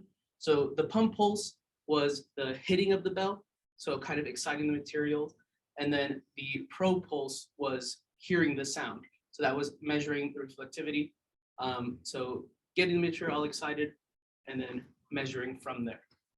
Now, again, this was more just, I would watch writing, see the data, how he collects it. But what I was more helping with was in this area of holography that Dr. Harder wanted to explore. So quick hologram, it is this three-dimensional image that's formed through the interference of light beams from a laser from a coherent light source. So with this idea of holograms, Dr. Harder wanted to figure out a way, like, okay, how can we bring this into the classroom, either middle school or high school, to just get kids interested in science. A lot of current uses of holograms, a lot of it's in currency, a lot of it is in security, but I found it really interesting because it's something very hands-on that students can do, really good learning opportunities from it. And the hologram kit that we were using was from Integraph. It was their starter hologram kit. And the type of hologram that we made and would primarily look at were white light reflection holograms, which I'll talk about right now. But going over some simple concepts. So with the holograms, they're made through interference, with interference being when 2 waves meet while traveling across the same medium. So these 2 waves come from the 2 different beams, one from the laser and one bouncing off the object. So the reference beam is the one that comes from the laser. That's what is used to read and write the hologram. So that's one way. And the object beam is that reference beam that then bounces off of the object. So once those 2 beams meet in that plate, the material, that's where we get the interference. And then from that interference, that's where we have our reflection hologram made from. Now, there's another type of hologram, a transmission hologram. That hologram is mainly used with white light, red light from a specific angle to be able to view it. The difference with a reflection hologram is that the interference that's made inside of the material of the recorded fringes, so that's where we can see the different interferences, it leaves marks on the hologram to be able to be viewed. And with those fringes, it acts as different layers that's able to filter out any unnecessary light that's, not needed to view the hologram. So a lot of the time with our holograms, we would see specific lights from certain angles. We would see like just red, but as you moved it around, you see a different spectrum of light. Now we started off again just using the hologram kit. We used it throughout the different processing chemicals and the laser diode that came with it and the battery.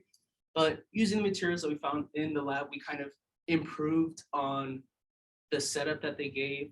They just said, prop up the laser, hold it up with like a, clothing pin, put it in a box of sand, and just shine the light on it.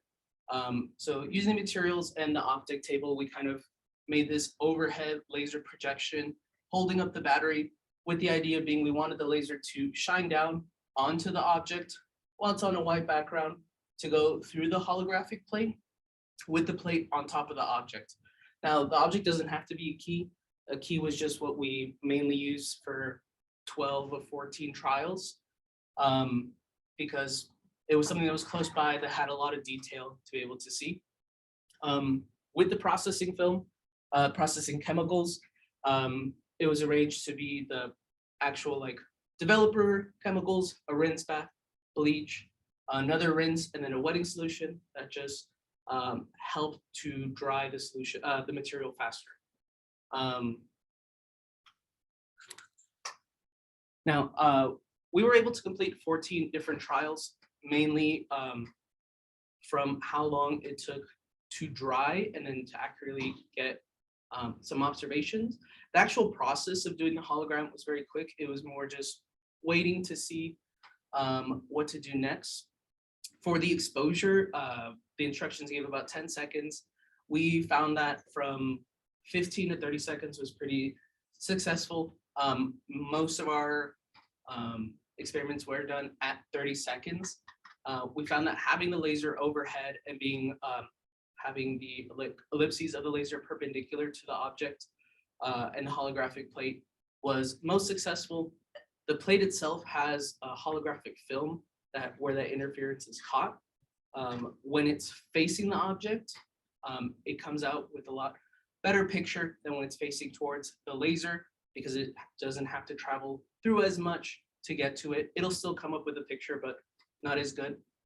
And then also reduction of ambient light and noise. Our first 2 trials were done in the hardware lab on top of the optics table, where we can't really turn off the machinery. And there's just background noise, there's ambient light coming from nearby, but moving it into their specimen lab, which we have right here, it just yielded a lot better results. Now, oh, and right here is just a Google Doc, a table that I made, and it was really just a lot of qualitative data, just from observations, what we did, what did we change in the procedure. But a lot of it was keeping a lot of variables that we saw success with consistent, but seeing, okay, what can we do to improve it? We always wanted to see like, what can we improve, but also wanting to test like, all right, we've changed this, what happens if we do this? A lot of time going in like, we're probably not gonna get a good image, but let's just find out. Now, again, having the setup, here our intro, all the different variables tested. I really like this process because it's a good look into how the engineering design process goes through of iteration. We were really throughout just at that like design, build, test, evaluate phase, because it was just constantly like, okay, we changed this, let's test this, let's do this, let's do this, kind of building on one another. And we started off with this simple setup, but then it was awesome. We were able to improve the equipment. Dr. Harder designed this awesome box to be able to do this inside of a classroom. The biggest hurdle that when Dr. Harder was saying like, yeah, I want to do this in the classroom, I was like, whoa, like a lot of the lab is like, it needs to be done in the dark, it needs to be quiet. And just doing it at first in the dark, I kept missing the film. Ryan and I would be laughing because like all you'd hear is just like the key, or like we were trying to do post would just like hit around. But the box is a huge improvement for the process. It comes with for the laser, just an on and off button, which helps so much. We would just have to connect it with the battery and just let it sit and hope to not touch it. It has a movable shutter. So I can show everyone here. So button for the laser, nice and easy. It has a movable shutter. So see, even some improvement can be made. A place for the battery, and also just being able to enclose it. It has rubber feet to stop a lot of the vibrations, a lot of friction, to kind of mimic what the optics table can do. And we were able to test to see how the image would pop up kind of right here in this picture. We found that having the laser directly overhead, just onto the object, would make it very clear, have the image pop up. But with this new design, we didn't have anything to prop it up. So we tried it, didn't really pop up as well. It's very faint, and there's some holographic lines, but some possible improvements, talking with Dr. Harder Ryan, that just like a ramp, like a 45-degree angle ramp, can be made to prop up the object, but also to place the holographic plate, just so it has that still overhead angle. But even from this is just like a prototype, kind of bringing the concept to life. And with Dr. Harder's goal of just loading it out to classrooms, I think it's a great start. Now, moving to kind of more data, I have some of the holograms here. So on some black paper, just gonna pass them here around. It's fine So to handle by the edges. it's fine to handle. There's By- some by little the like, edge. yeah, there's like little plastic rubber edges. So a lot of the time when we looked at the image, we want to see, can we see the image? Is there a range of color? Now, the first one is the example that was done by Dr. Harder. It is some coins. So that was just like right out of the box, I think second trial that you did to see how it came out. The second one was the first one we did inside of the Harder lab. So it looks very milky. It's not really clear. But you can still see the key. You can even see some of the hole posts that are on top of the table. Number 3 was one of our more successful trials in the Harder lab inside of the specimen room. What I really like is this picture that's right here. What I like, there's that smudge of different color. That's just for me accidentally grazing my finger against it, trying to find the holographic film. But as you like move it around, there's a good change in light. There's a shadow that pops up. But even from it, like showing like, hey, like it's a good learning opportunity. Like, why is there that change of light like when I touch it, or even as you move it around? And the last one, number 4, is the first trial that we did inside of this setup. And again, because it didn't have that overhead light, it doesn't show up as clear, as detailed. If you hold it up to the white light, you can see the imprint of the key, but actually holding it, can't really see it. So there is some interference from it, but it could definitely be improved. All right. So again, a lot of this was just qualitative data, like just exactly what y'all are doing, just like looking around, seeing how it comes out, and just, you know, each of the trials building on one and another. Again, testing out different variables, looking at the data, a lot of just talking with Ryan, like, okay, what do you think did this? How can we do this? A lot of improvement. We could really do this for like years to try to optimize it, to try to make it the best possible. But throughout this process, I really see how feasible it is to do in the classroom, because not a lot of mistakes, but a lot of learning opportunities that can definitely be done inside of the classroom, with or without the setup. But with the setup, it definitely helps to be able to do it. So some classroom takeaways and future work. So again, some really good opportunities to talk about light, to talk about the engineering design process, and the scientific process as well. Really, this was a big step out of my comfort zone. Again, life science background. The first day I was like talking with Ryan, he sent me a bunch of videos on like, this is light, this is a wavelength, but like it took some time. I'm still very like rusty and definitely want to improve more, especially with my role that I'm stepping into at Luna Blanca.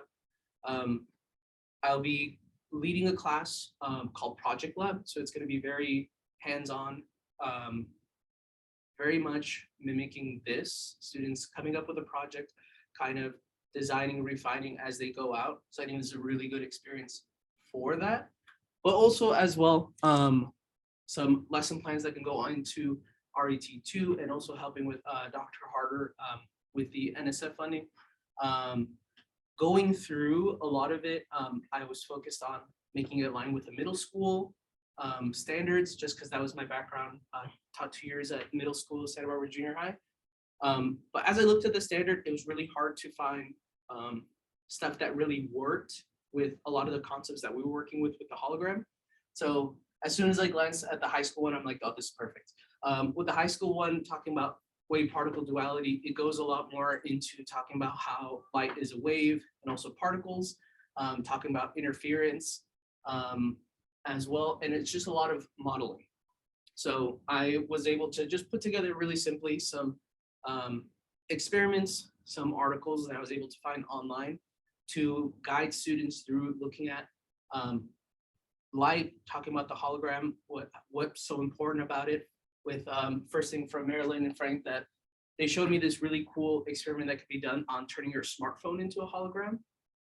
Not specifically a hologram, but taking like plastic or transparent film, a CD case onto your phone, playing a video, and it'll pop up like a hologram, similar to how they brought back like Michael Jackson and Tupac for Coachella. After kind of just more exploring light, how it's both a wave and a particle, after kind of just diving into different research, diving into different just articles, having students read, watch some videos to understand light some more, and then going into a lot more hands-on work. So students giving initial model of their hologram, doing the holography experiment, and something that I really would want them to do is changing a variable in the experiment. So kind of doing it twice to go through a similar process that Ryan and I did. The biggest problem I can see is just like the holographic plates, the cost, especially for this teacher. A lot of time with the kit only comes with about 30 plates, I believe. And then that's, I'd say, a little bit average around like one class. So from there, it just depends.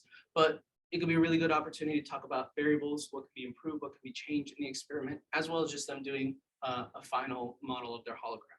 So a lot to go from this, a lot that can be improved, which I'm looking forward to do. And I just want to give some thank yous to Dr. Harder and the Harder Lab group for just having me, letting me be there in the corner to work, and just letting me be there in the summer. Ryan for just letting me talk to you, and also just like you talking to me, being like, I understand what you're saying. But definitely, like, it was really nice to just hear like the work that you were doing, and just seeing like the passion that you have. Frank and Marilyn for the awesome resources, great feedback that you give, and also to Lauren, Lindsay, Melissa, and Steven for just like this, hearing me talk, and just being there. Thank you.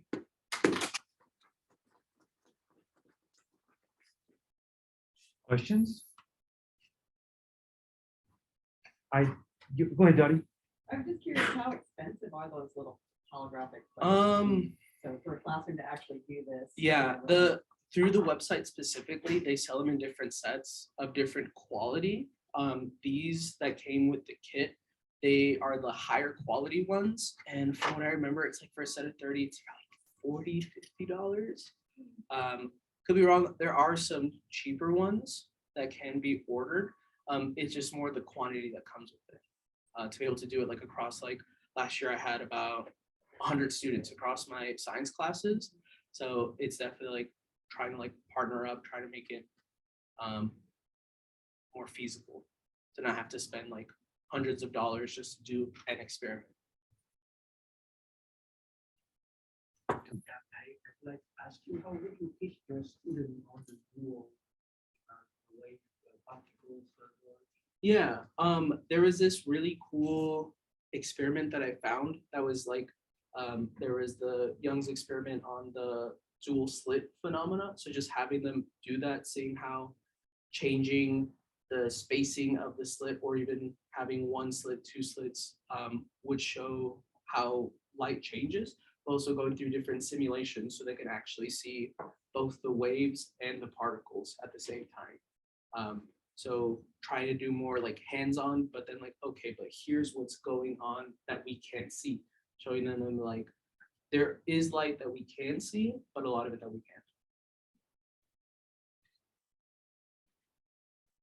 can't. So a laser that that I think I'm seeing when you turn it on quickly, it's a discrete point. And over the distance, right, it's a laser, almost just like a laser pointer that we have, right? Oh, no, it is. Is it a little more diffuse than I'm thinking? I see. Okay, so it's not so much like a laser pointer beam that, I mean, we have a laser pointer here, but it's not just one discrete point, but it's No, actually, it's diffused. And that's what's hitting the plate, obviously. I'm not the most super qualified, but I have to say, like, there's a lens that is traveling to help it focus, while here it's more just the laser like exposed. Got it. So in the samples that you passed around, they were just lying flat on the bottom of the. So the last one, number 4, it was just, we had it lying down kind of right here because we were seeing that there was some light that would still catch it. So it's very faint. It was catching some of the light, but not enough. It didn't have a long enough exposure to have the image pop up like the other ones. So with that ramp that Dr. Harder was talking about, it would just be like 45-degree angle with like an indent for the object and the plate to still have some sort of like vertical angle for it. Is the distance that it needs to be from the beam, is that something that needs to be incredibly precisely measured? Distance?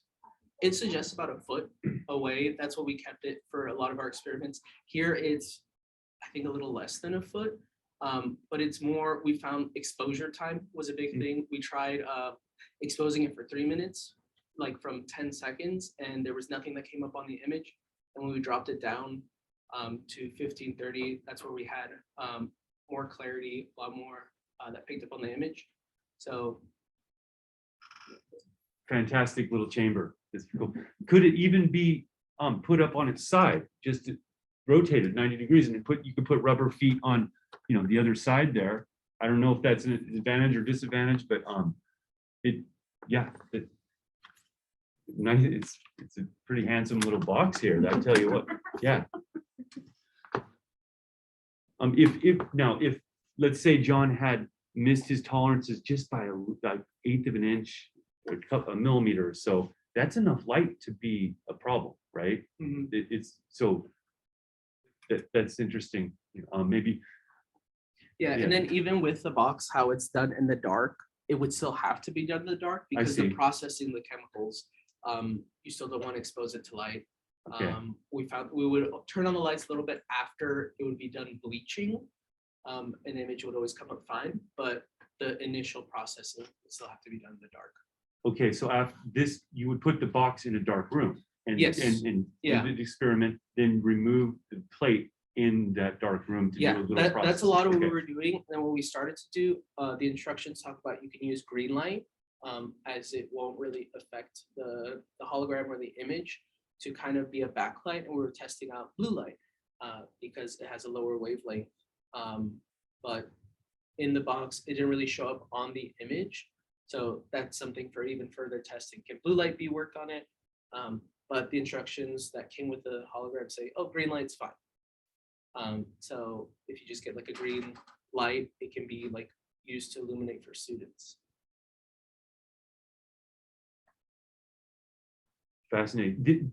The hologram on our credit card, or money or whatever, Mhm. they're obviously not trying to represent a real object, or they're more just synthesizing a film that has this reflective properties. It's almost like a shortcut.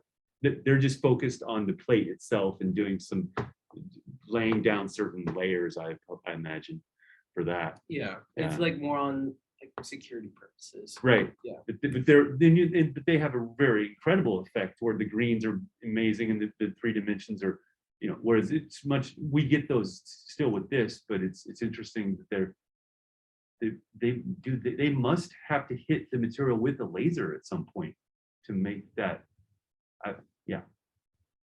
to produce it. I'm guessing, but it must be, but Tongue agrees. I think so. Yeah, it's got to be, they've got to expose it to light, which is interesting, so. Well, we're right up against our time point. Wonderful. Thank you again, Kevin.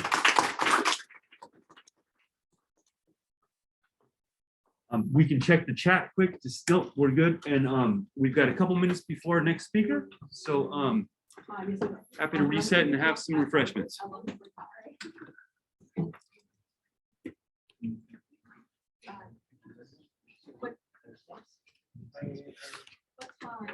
I'll let you take over, Lindsay. Thank you so much for coming. Wow. And we have a student. I see that.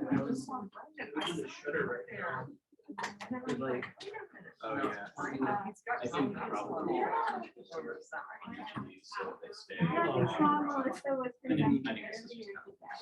I think so, yeah.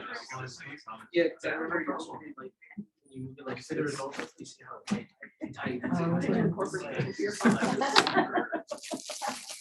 singular. Yeah, I think. Yeah, that should be easy.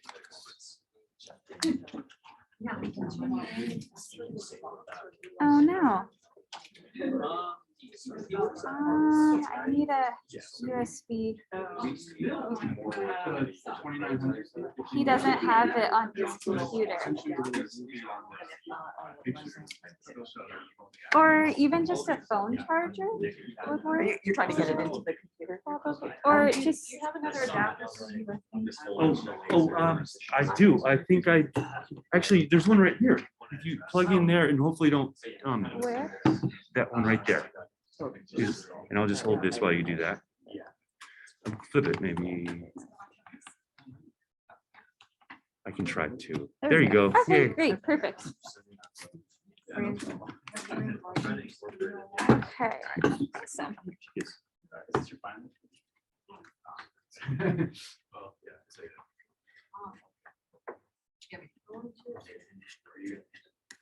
Yeah, I have to say it, but I can bring it.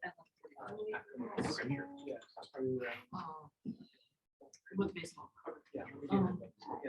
I will get the baseball, but on my way home, I will make sure that I leave before the post office closes. Okay,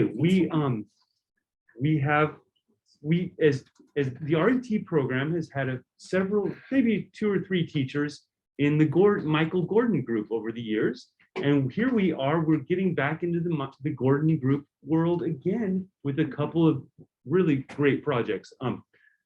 I just as a couple words of introduction for Lindsay, who has some slides on her on herself. Lindsay is an alumni of the teacher education program here at UCSB.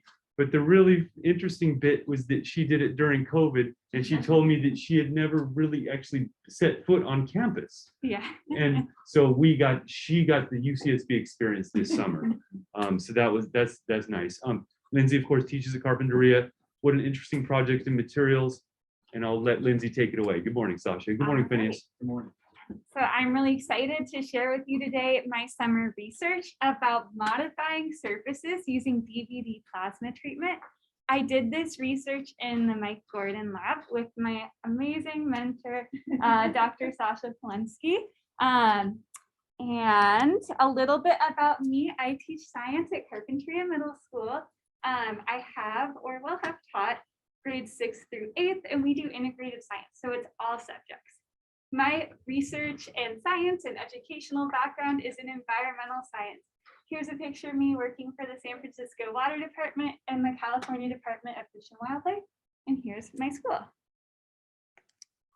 So our general research goal this summer was to modify the properties of surfaces, specifically how they interact with water. So surfaces that repel water are referred to as hydrophobic surfaces. So if you've ever gone to a pond and noticed a lotus or lily leaf floating on the top of it, and you might have seen little water droplets on the top of that surface, that's because it's hydrophobic and repels water. A hydrophilic surface, on the other hand, is something that attracts water. So I'm sure everyone here has experienced spilling a little bit of water on their clothing, especially if it's made out of cotton, it will absorb right away. So that's an example of a hydrophilic surface. So there's a lot of research interest in having surfaces that are both hydrophobic and hydrophilic. A lot of this research is also bio-inspired. So that means it's based off of natural systems that have both of these mixed properties. For example, this is the mammoth desert beetle. It has alternating hydrophobic and hydrophilic bumps on its back to help it channel water that's kind of condensed from fog in the air to its mouth so it can drink it. Some other desert plants like this grass and this cactus have their leaves that have special alternating hydrophobic and hydrophilic regions that can condense water towards the plant and allow it to survive in these dry environments. So why people are really interested in surfaces with mixed properties is because there's tons of applications of them. Specifically thinking about harvesting water in fog is of a lot of interest and provides a steady water source in people and places around the world that don't have much standing water or rainfall. So here's a picture from the United Nations of a fog harvester. and a short diagram about how it works. So in fog, there's water particles in the air. They can get captured by a net or mesh or some other type of device, drain and condense into larger droplets, and eventually form liquid water that can be drank or used for agriculture. There's tons of other applications for mixed hydrophobic, hydrophilic surfaces as well. Particularly, it can create surfaces with self-cleaning properties and make more efficient drug delivery systems. So our research specifically was looking at modifying these surface properties using plasma. So DBD plasma. The way that we did this was by passing high voltage. So that's a really high energy input through two electrodes, which we have here and here. Electrodes are electrical conductors, so it means electricity passes through them easily. These were connected to dielectrics, shown here and here, that are electrical insulators and do not facilitate the flow of electricity. So this setup creates dielectric barrier discharge, which we abbreviate as DBD, that actually ionizes the gas in the space in between them. So what that means is gas, just like the air that's around us right now, when enough energy and electrical current is passed through it, it will actually change state to become a plasma. So the sun that we can see through this window right here, the sun is plasma. Neon signs that you might see at a restaurant are plasma. Fire and lightning are also other examples of plasma. So during my presentation, you might see some images that could remind you of different lightning strikes. So when we put a sample into this space within our DBD plasma system, the plasma will strike at its surface and change the properties of that surface. So we can actually really precisely control where our plasma pen is above this surface.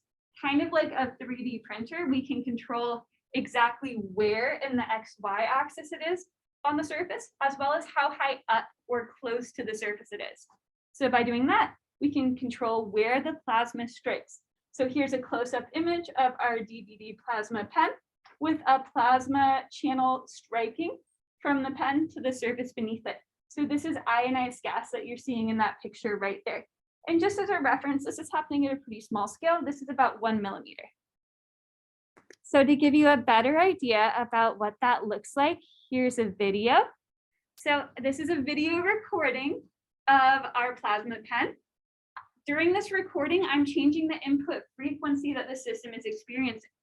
So the overall energy of the system is going from low to high to back down to low as you're seeing it. So you can see some different intensities of this kind of plasma regime that the surface is experiencing.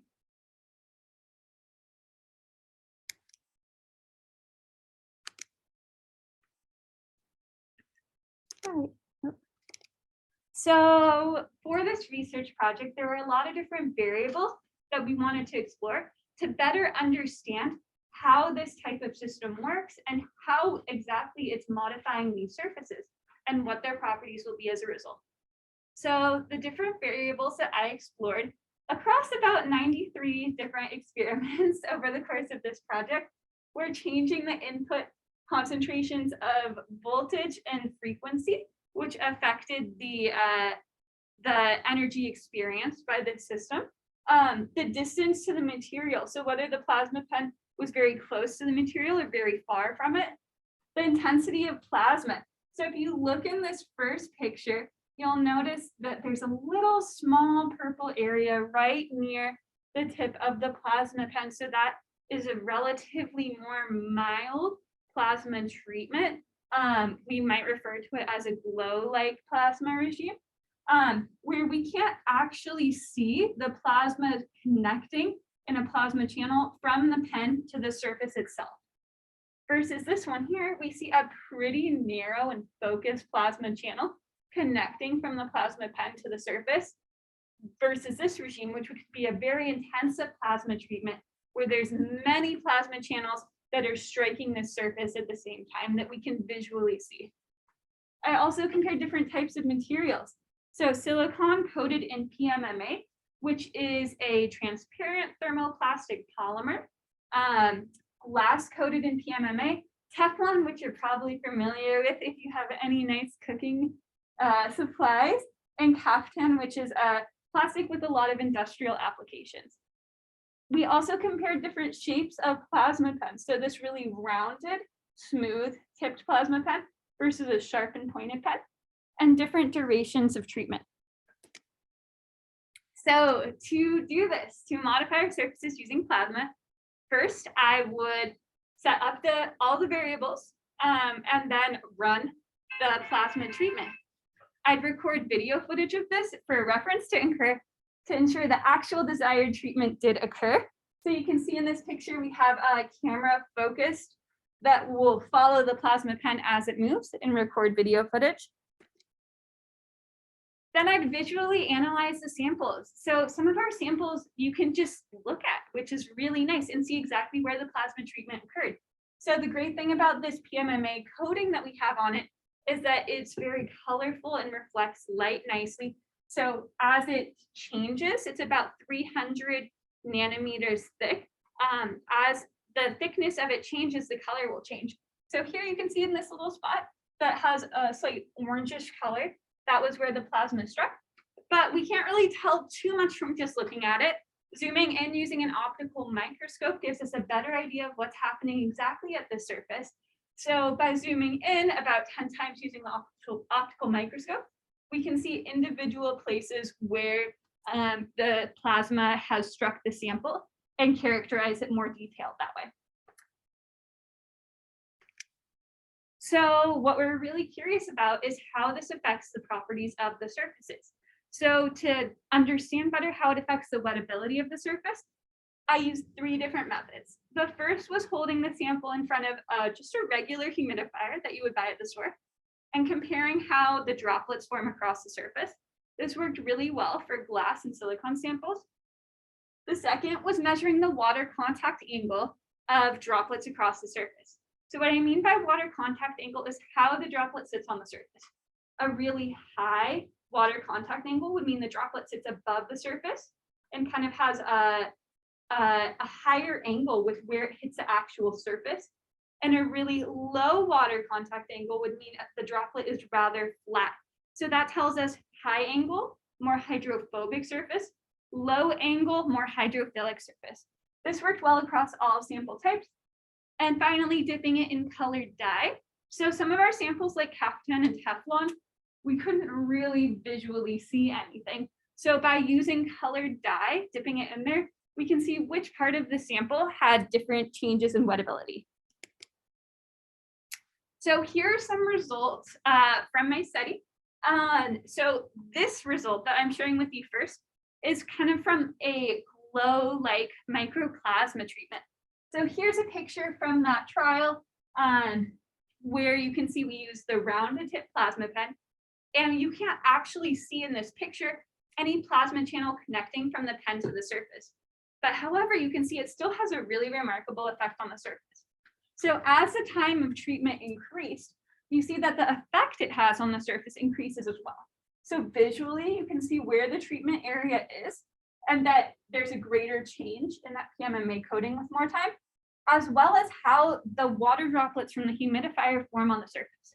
So we see smaller droplets in the center where the treatment was, larger droplets on the outside. That may be due to the fact that when plasma strikes the surface, like a meteor striking the earth, it kind of flings debris around in a ring outside. So that might be why we see those larger droplets on the outside. Here's a graph showing the water contact angle. So how water droplets sit on that sample with these same treatment conditions. So just as a reference, here's what an untreated sample would look like. The droplet would sit above the sample. And with increasing treatment time, we see that the droplet becomes increasingly flatter. It becomes much more of a hydrophilic surface.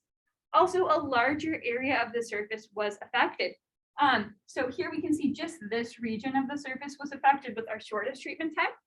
If we had an even larger sample with a bigger size, we'd probably see the edges getting back up towards the reference, even on something like this.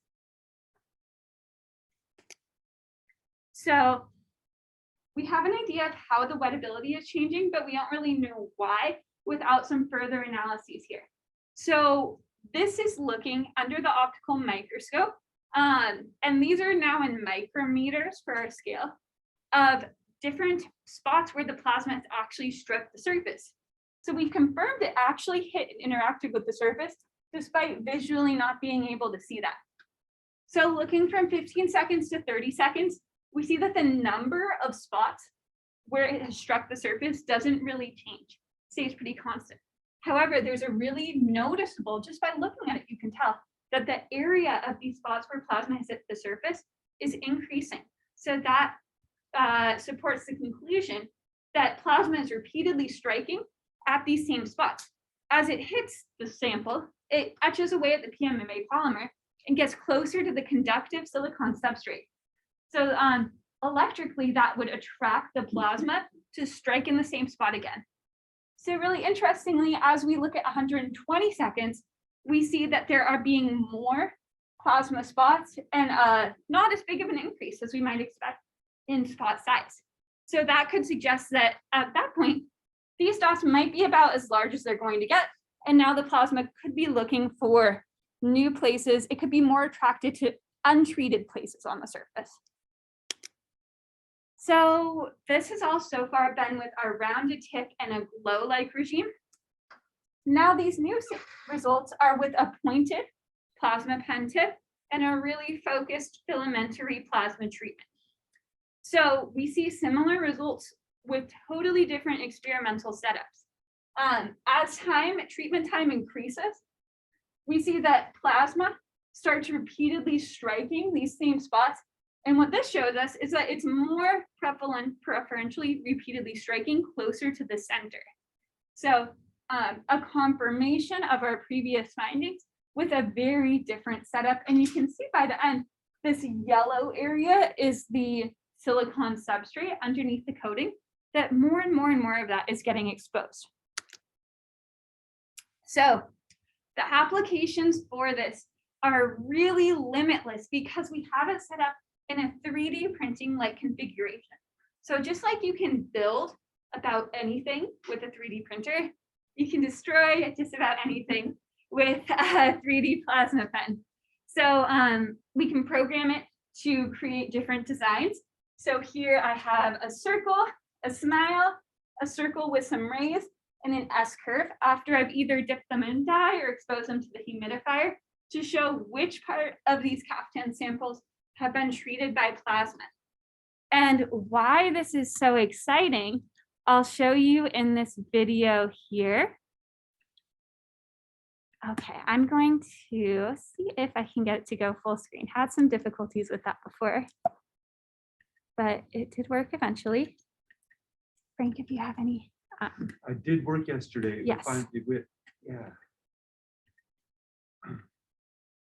Okay, great. Awesome. Yeah. So this is the S curve plasma treatment. And as you can see, I'm putting some colored dye on the corner. And instead of just flowing straight down the sample, it's being held vertically. It's actually flowing in this S curve line instead. And this is just after a short plasma treatment. So if you can imagine, there's tons of desirable applications for this. Like if you want to have liquid move in a particular path on a surface without having to build tubing or something around it to protect highly sensitive parts of, say, a computer chip or some other potential application that cannot make contact with that liquid, this would be a great method to do so. All right. And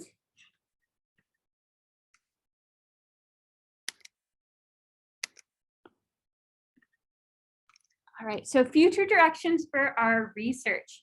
Sasha will be presenting this research in September at the iPlasma Nano conference in Spain. And the next steps in interpreting these results to really understand better why these changes in wettability are happening is to do chemical analyses to see if there's a chemical change on the surface where the plasma struck, and topographic analyses to see if the actual height of the surface has changed in very, very precise measurements. So here's some sample images of what that might look like using an atomic force microscope.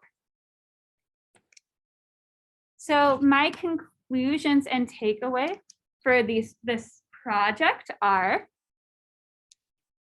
that qualitative data can be really significant and really important.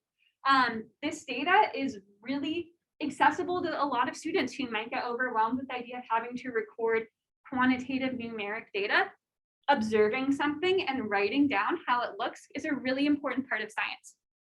Also, the process of science flows between really structured and planned out experiments, as well as just being flexible and able to change that plan and follow up on things that are interesting. Furthermore, I documented this research in my lab notebook to allow it to be reproducible if someone wanted to do the same trial again or just adjust one parameter. How this would connect to the classroom. So one of our next generation science standards is for students to learn about synthetic materials. So this is a great application of this research. Students could really follow a similar engineering design process to what I did here by having to receive a set amount of materials and create a design that met a challenge, such as building a fog harvester. So in this type of setup, they would build a design, test it out, review their tests, and then adjust it to make new designs based on their results. Another classroom connection is about the states of matter. So understanding how substances change from solids to liquids to gases is generally really easy for students. You can do that just with heating up some ice cubes. However, it's a lot harder for students to understand plasma.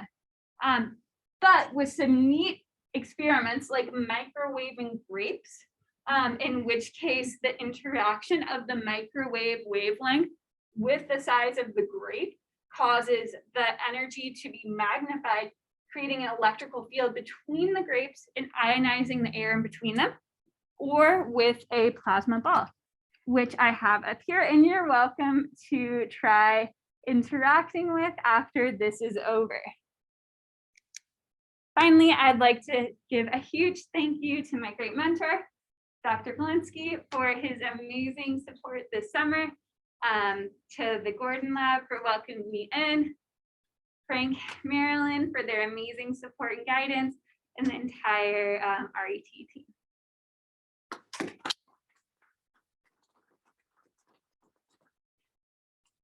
Questions for Lindsay? The channel, which is really amazing. Was that with the narrow tip or the glow tip? You can achieve it with, you can achieve any plasma regime with any tip, kind of, if you get the settings right. But it seems more like it is more like that this type of tip is better suited for something like that. Can So you still don't know exactly like why etching with plasma makes it hydrophobic versus hydrophilic. You're still trying to figure that out with like the X-ray.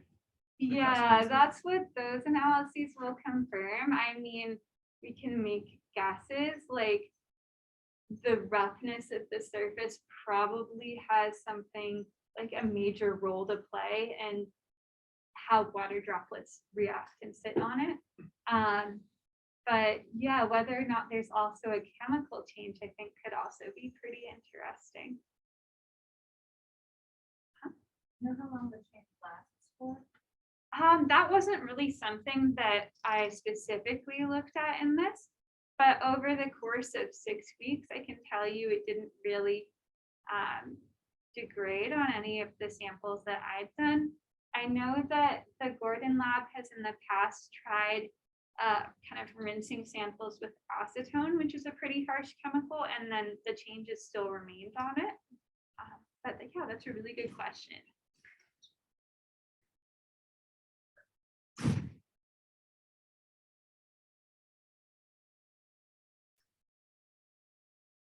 All right, thank you. Thank you.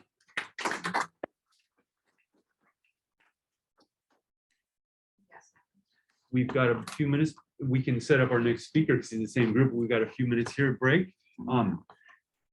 I introduced Dottie before. Can I introduce Marilyn in our, she's our expert consultant on RET. We have weekly meetings where we talk a lot about what happened in the lab and of course how we can relate it to the classroom. So Marilyn's our really amazing person, insights in that area. Okay, there you go.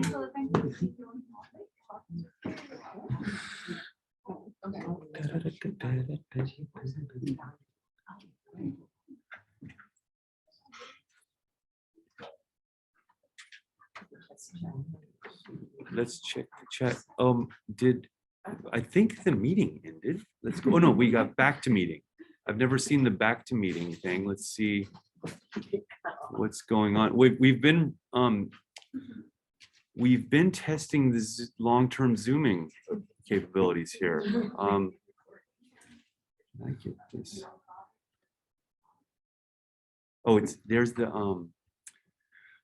how do I guess maybe I'll hit the escape key. Here we go. Is Mike out of town? He's flying back, right? He's flying back to into town. I think I heard that today. I think I so. just saw his car, we just hit his travel spot. I love how your conferences are in like exotic places. Yeah, conference is always in this. Yeah. Where's Rick right now? Oh no, but where'd he just go?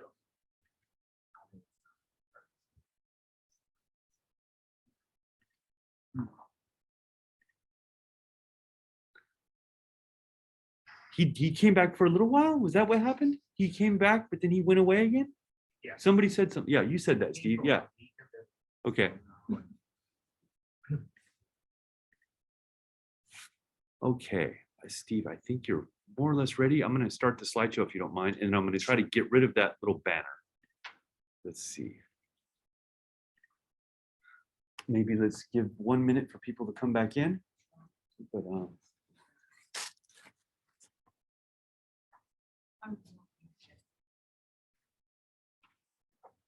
here's our CO2 is coming out of solution on the hot plate here. I've cooled it down. But just from the initial pulse of heat, CO2 is finally coming out of solution. And Tiffany had to leave, but I'll be sharing with her that in fact it just didn't work in those 15 minutes she needed it to, but over the last, overnight, that's a nice change of this indicator solution.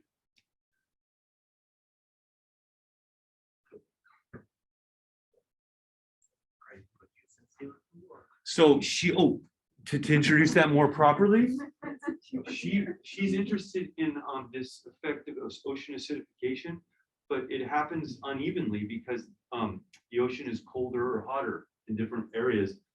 So what she did was she added soda water to these two beakers.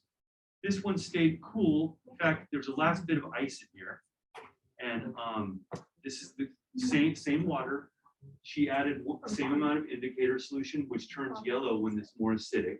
So this one stayed. The CO2 is in solution, and there's the dissolution, the carbonate cycle.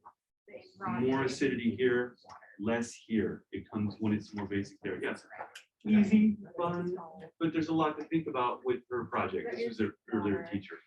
Yeah, yeah.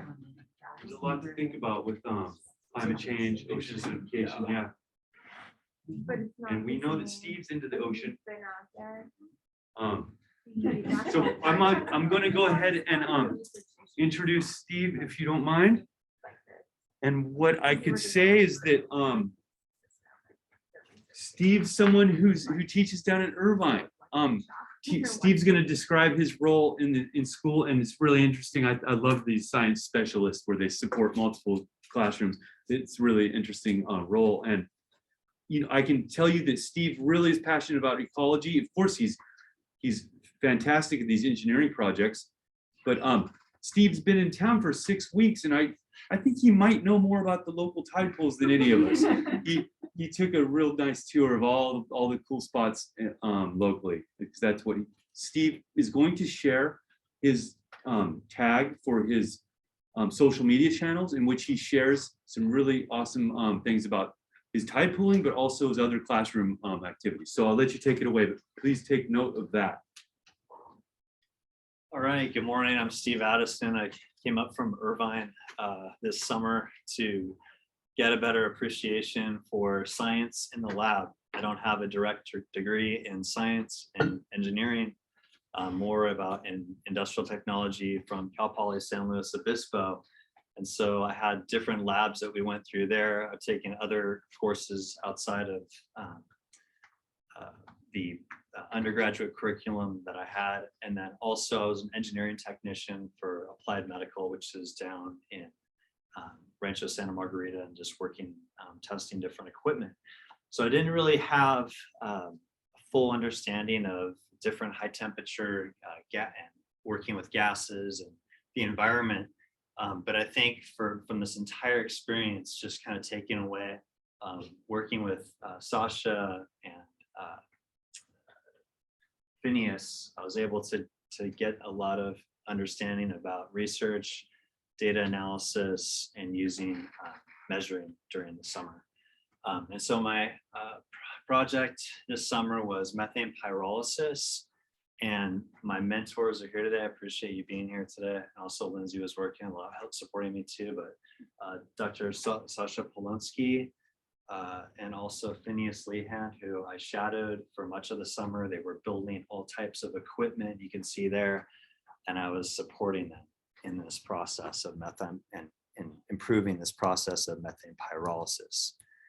And so the issue, or I'll go into that in just a second. This is me in my classroom. I really love teaching science. I support, it's a school at Briarwood Public School down in Irvine.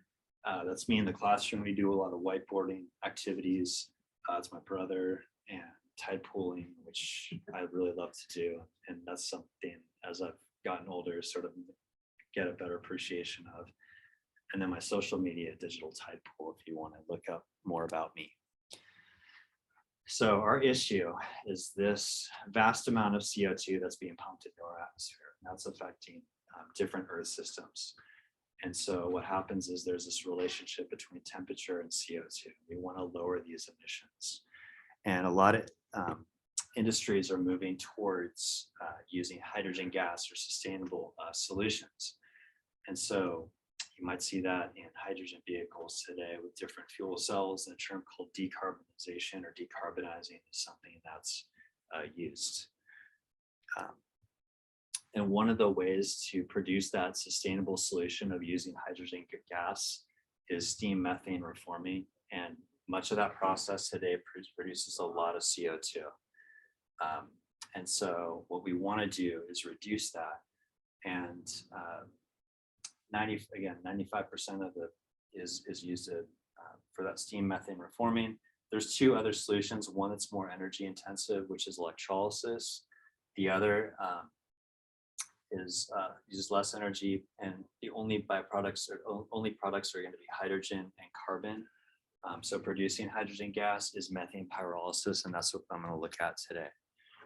And the goals of my summer were to better characterize the intermediates that are found in this. It doesn't just simply happen as this is the overall equation from methane into hydrogen gas and carbon, but looking at what's happening between we reach those products and then making the experimental process more efficient. This is happening at very high temperatures. We have this is just a general diagram of what's happening with the reactants and the products. These are intermediates that are found in methane pyrolysis that are known today. Methane, so ethylene, acetylene, and benzene, and there's all other compounds. So you don't just have this clean process.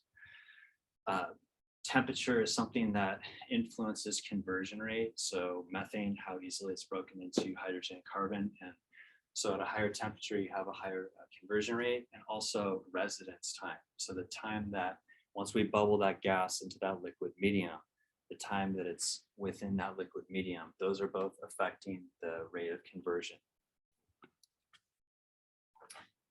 Understanding this in the lab this summer, it's a very complex process. And so much of the time I was shadowing Phineas and Sasha in setting this up. I wasn't left alone with flammable gases to construct my own testing on things. And so essentially making sure you have your reactors over here. There's a difference of flow that happens with the gases here. This, there's a lot of, there's a heating element as well. So there's a lot of different, it's a very complex experimental setup. This is a video of what's happening in the lab. And we basically pass a beam through here to better understand what's happening in the sample. Okay. And typically what's happening, I'm going to go over in a second, is that this is everything revolves around the reactor.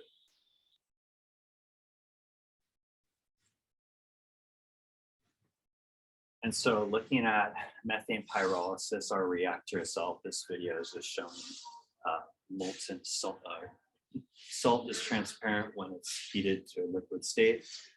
You notice there's a red glow. That's actually, there's a wire that's wrapped around the reactor tube.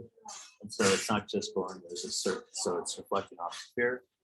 But methane is pumped into the delivery tube down to the end of the delivery tube. And then you have, this is a residence time at the end of the tube, and then there's a rise time. And again, this just shows going into hydrogen and carbon.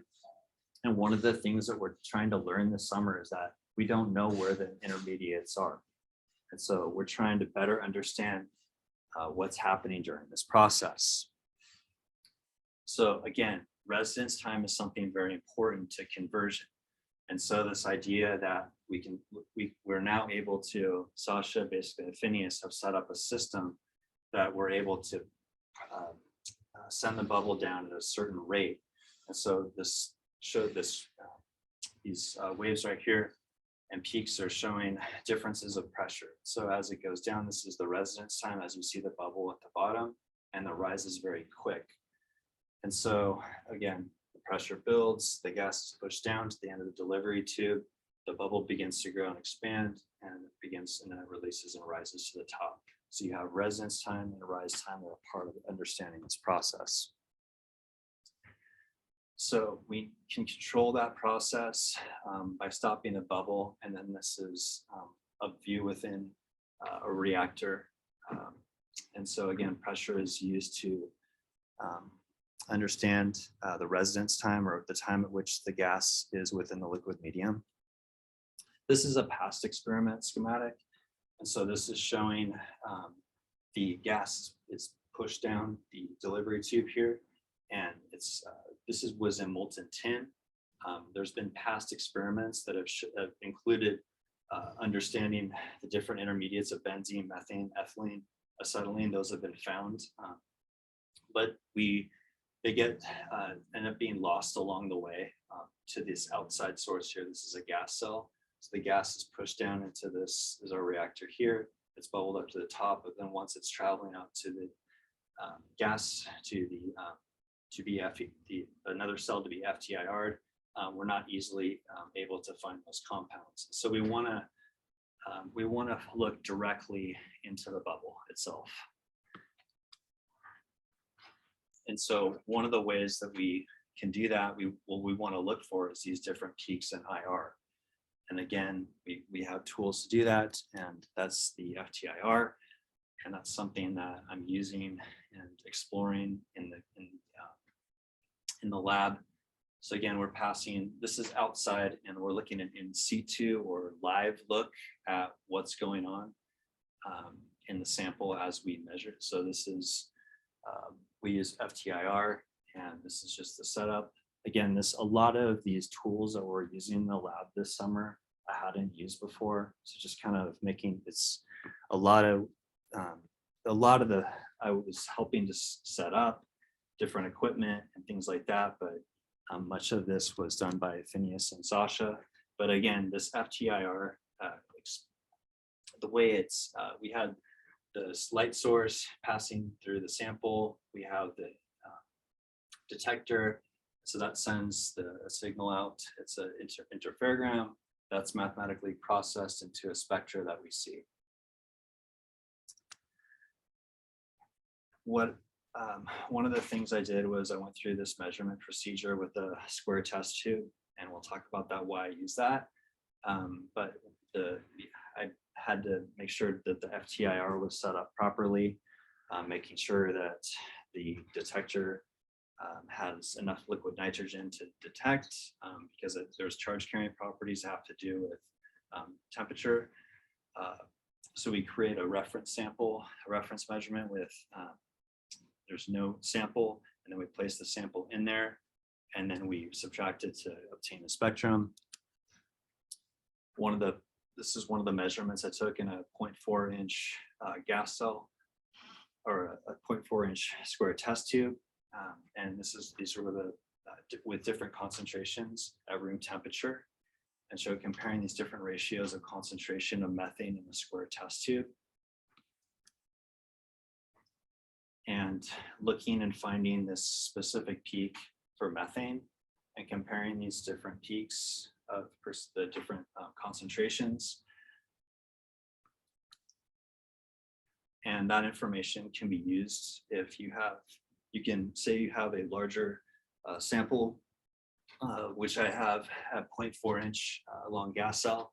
If you look at a bubble, this information you can scale this down to a certain size. And so you can find a certain concentration at a lower level. Based on geometry, you can scale down. And also temperature is also a factor in the way we can use these samples or use this data.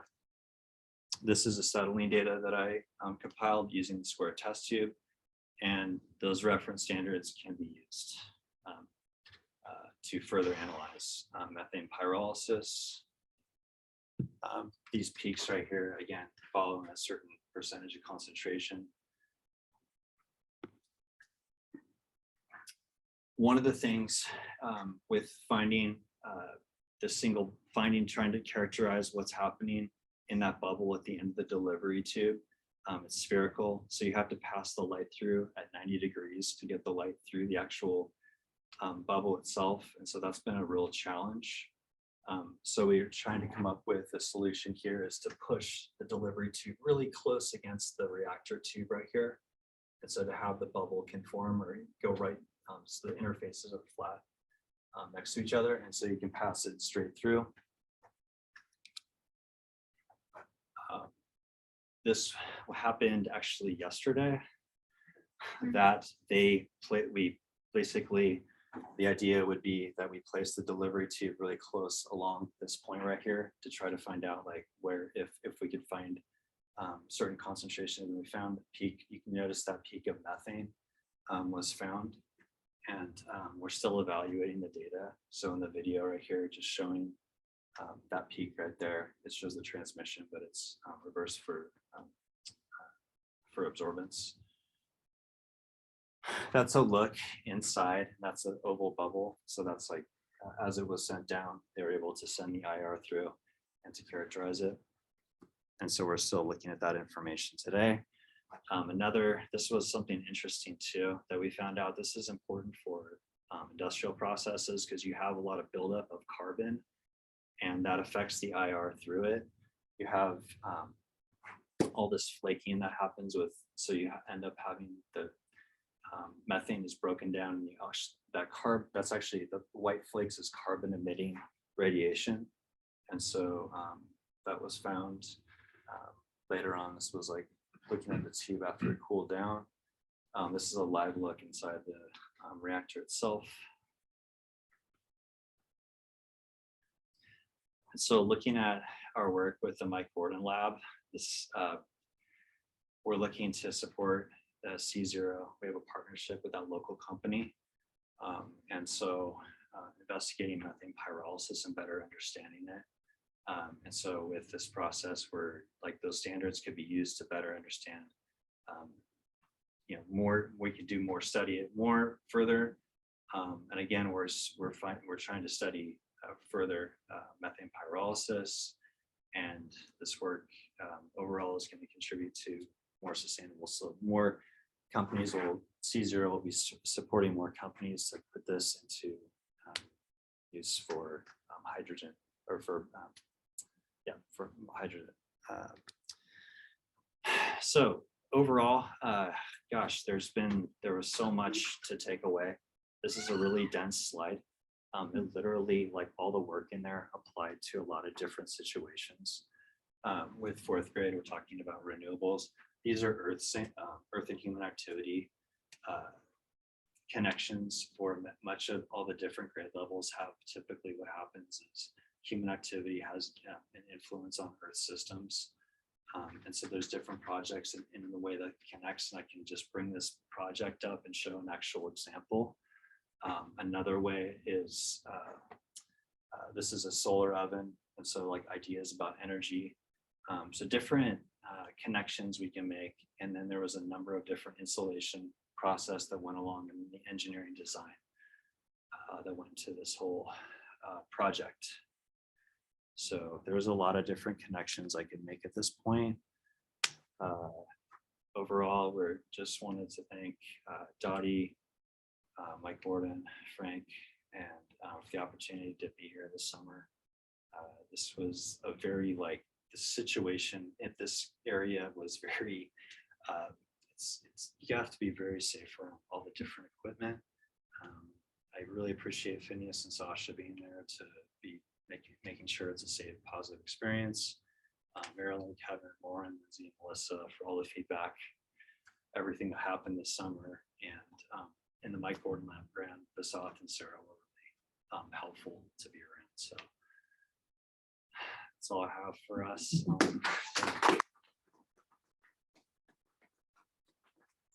Thank you. Questions? Towards the end, you really focused in on the beam passing through the bubble as it comes down out of the tube. But one of your diagrams also showed how maybe you'll analyze it after it travels through the salt at the end. So that will be interesting. You'll see any different. I guess they can better describe that, but the gas is actually condensed along the walls, and so there's less sample to analyze. I understand. We have done that analysis with the bubbles travel through the salt or molten metals. We have analyzed it after, but the problem is some of the intermediates are short-lived or are condensed in ways that probably we are not characterizing everything. Okay. So it's just to understand this, it's extremely challenging project to measure a single bubble of beam in molten something, salt or metal, at 1200 degrees C, so flammable gas. By the way, it's insulated, so we don't produce CO2. That's the idea. So there's no air inside. That's why. Yeah. No oxygen because it would combust. Yeah. And we realized that there are so many engineering challenges on the way, and one of that is we need shoot the light, infrared light, to get an idea about the chemical composition of the bubble through the bubble itself, which is gas bubble in liquid, and it's extremely complicated optical system.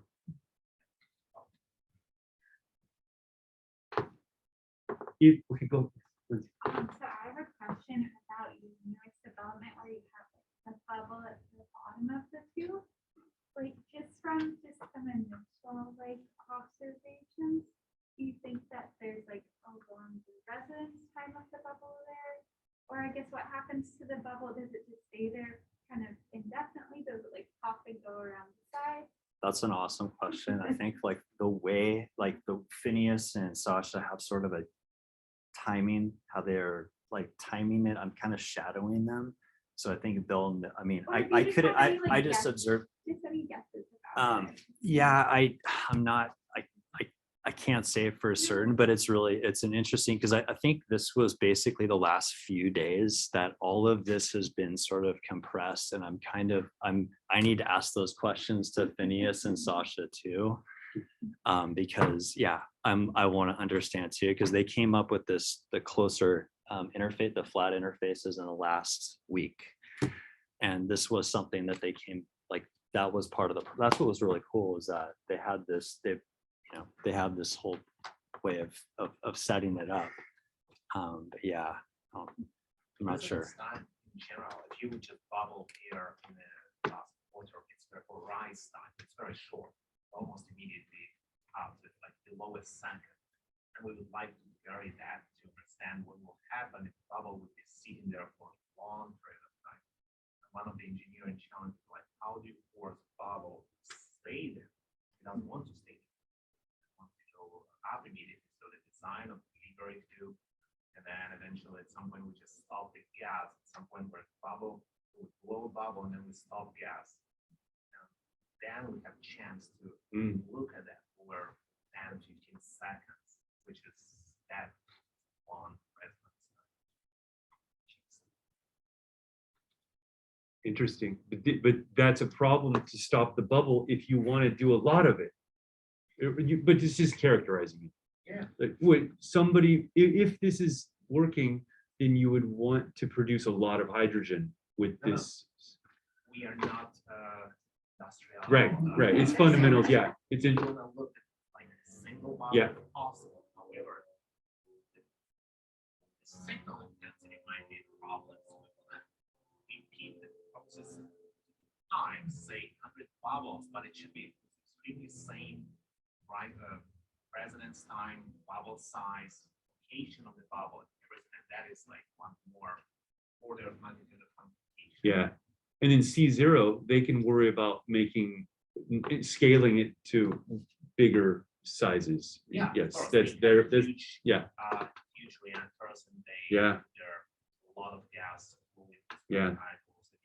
But then they look at the result and say, oh, it's not 100% conversion. Right. For everything, like why? And like why it doesn't go to that diagram like methane into hydrogen and carbon, and it doesn't do that. It just needs 70%. So what happens with the remaining gas? So we want to have as much as possible. And then we are going to lab look at tiny scale, small scale of that, and like try to understand why doesn't go to 20%, what can change. That's how it goes. Steve had a beautiful reference curve where he has the percent methane, and you did a fantastic job. If you stopped and didn't change any more, if you didn't change the tube and everything was the same, could you use that curve for a long time? That's extremely important information, because Yeah. what we do, we should light through the gas, and then we see some spectra, so signatures. We can see the intensity of methane, for example. We can look at that as a time evolution, so that we had 100% of methane at the very beginning, and then the case goes down. So that, but how do you quantify how much gas do you have inside? And to do that, the only reliable way is you need to get something else, and you need to get measurements where you know what the concentration is, Yes. and compare a concentration of gas that you basically set with the peak intensities, and later on you can use same basically calibration curve and look at the intensity in your real measurement and track the concentration. Then you can decode basically or quantify the results. Can you use that calibration for a long time? Always. Yeah. Okay. That's my question, Doesn't because expire. because it's no good, because that's important, because now you can take what Steve did and use it Oh, for of a course. long time. And I know that Yeah. it was measured very carefully. Yeah. With Awesome. my number of data points. Yeah. The only thing that we need to sort of scale, because it was done in a given geometry, and our bubble might have a different size, so we have to scale intensities based on the geometry of the real system Okay. we're using. Yeah. So that's it. Awesome. There's also some other problems. A lot of we're actually doing conversion, so there's carbon that gets in the way, messes with the transmission. We have molten salt in the way, changes the transmission. The quartz tube is at a much higher temperature, sort of shifts the spectrum, or like shifts how much the quartz absorbs, and it can mess with transmission, and then also the temperature of the gas. I mean, there's a lot of stuff to take into account. It's not like we can say exactly we know how much. It's really difficult, basically. Honestly, when I see how many sheets we have in the way, I burned my pinky on the stove last night, so be careful. Thank you. Any more questions, any comments? And what a interesting climate change, decarbonization, fossil fuels, or excuse me, energy is interesting to talk about in the school setting. There could be some cool things to spin out of this next summer. So it's be great to explore that. So thank you. Anybody else? Hey, what a wonderful morning. It's like a marathon session. So thank you to the audience for being once again, and thank you, Steve, for everything. It's been great to see these slides evolve. We work on these slides every week, and they've evolved to this great point at the end here. So wonderful work, everybody. I think I'm happy to leave it at that for our day here, or morning, excuse me. And I'm gonna just check in on the Zoom. But one thing I can say is I can introduce Ellie. Ellie's someone who's here to talk to the group. And Ellie's done this multiple years now and is someone who works with as a consultant evaluating RET. So I know that you guys are gonna have a discussion with her after this. So, and I remembered I have one little document to give you, but I'm gonna be away working on just nothing. I'm not gonna hit you with anything too major. And one page, and then it just describes future meetings. I'll work on that. You guys can talk to Ellie, and we can discuss any other thing happening. But wonderful. Thank you so much for your time, Lindsay. In case there's lunch plans. Oh, maybe, Ellie, could you share with us how long that meeting might take in case people are interested in meeting for lunch after? I'd say it can take an hour, but usually it's less. So I'd plan for like probably a half hour to 45 minutes. Okay. You know, if you guys have a lot to report, it might take an hour. But I'd say in the last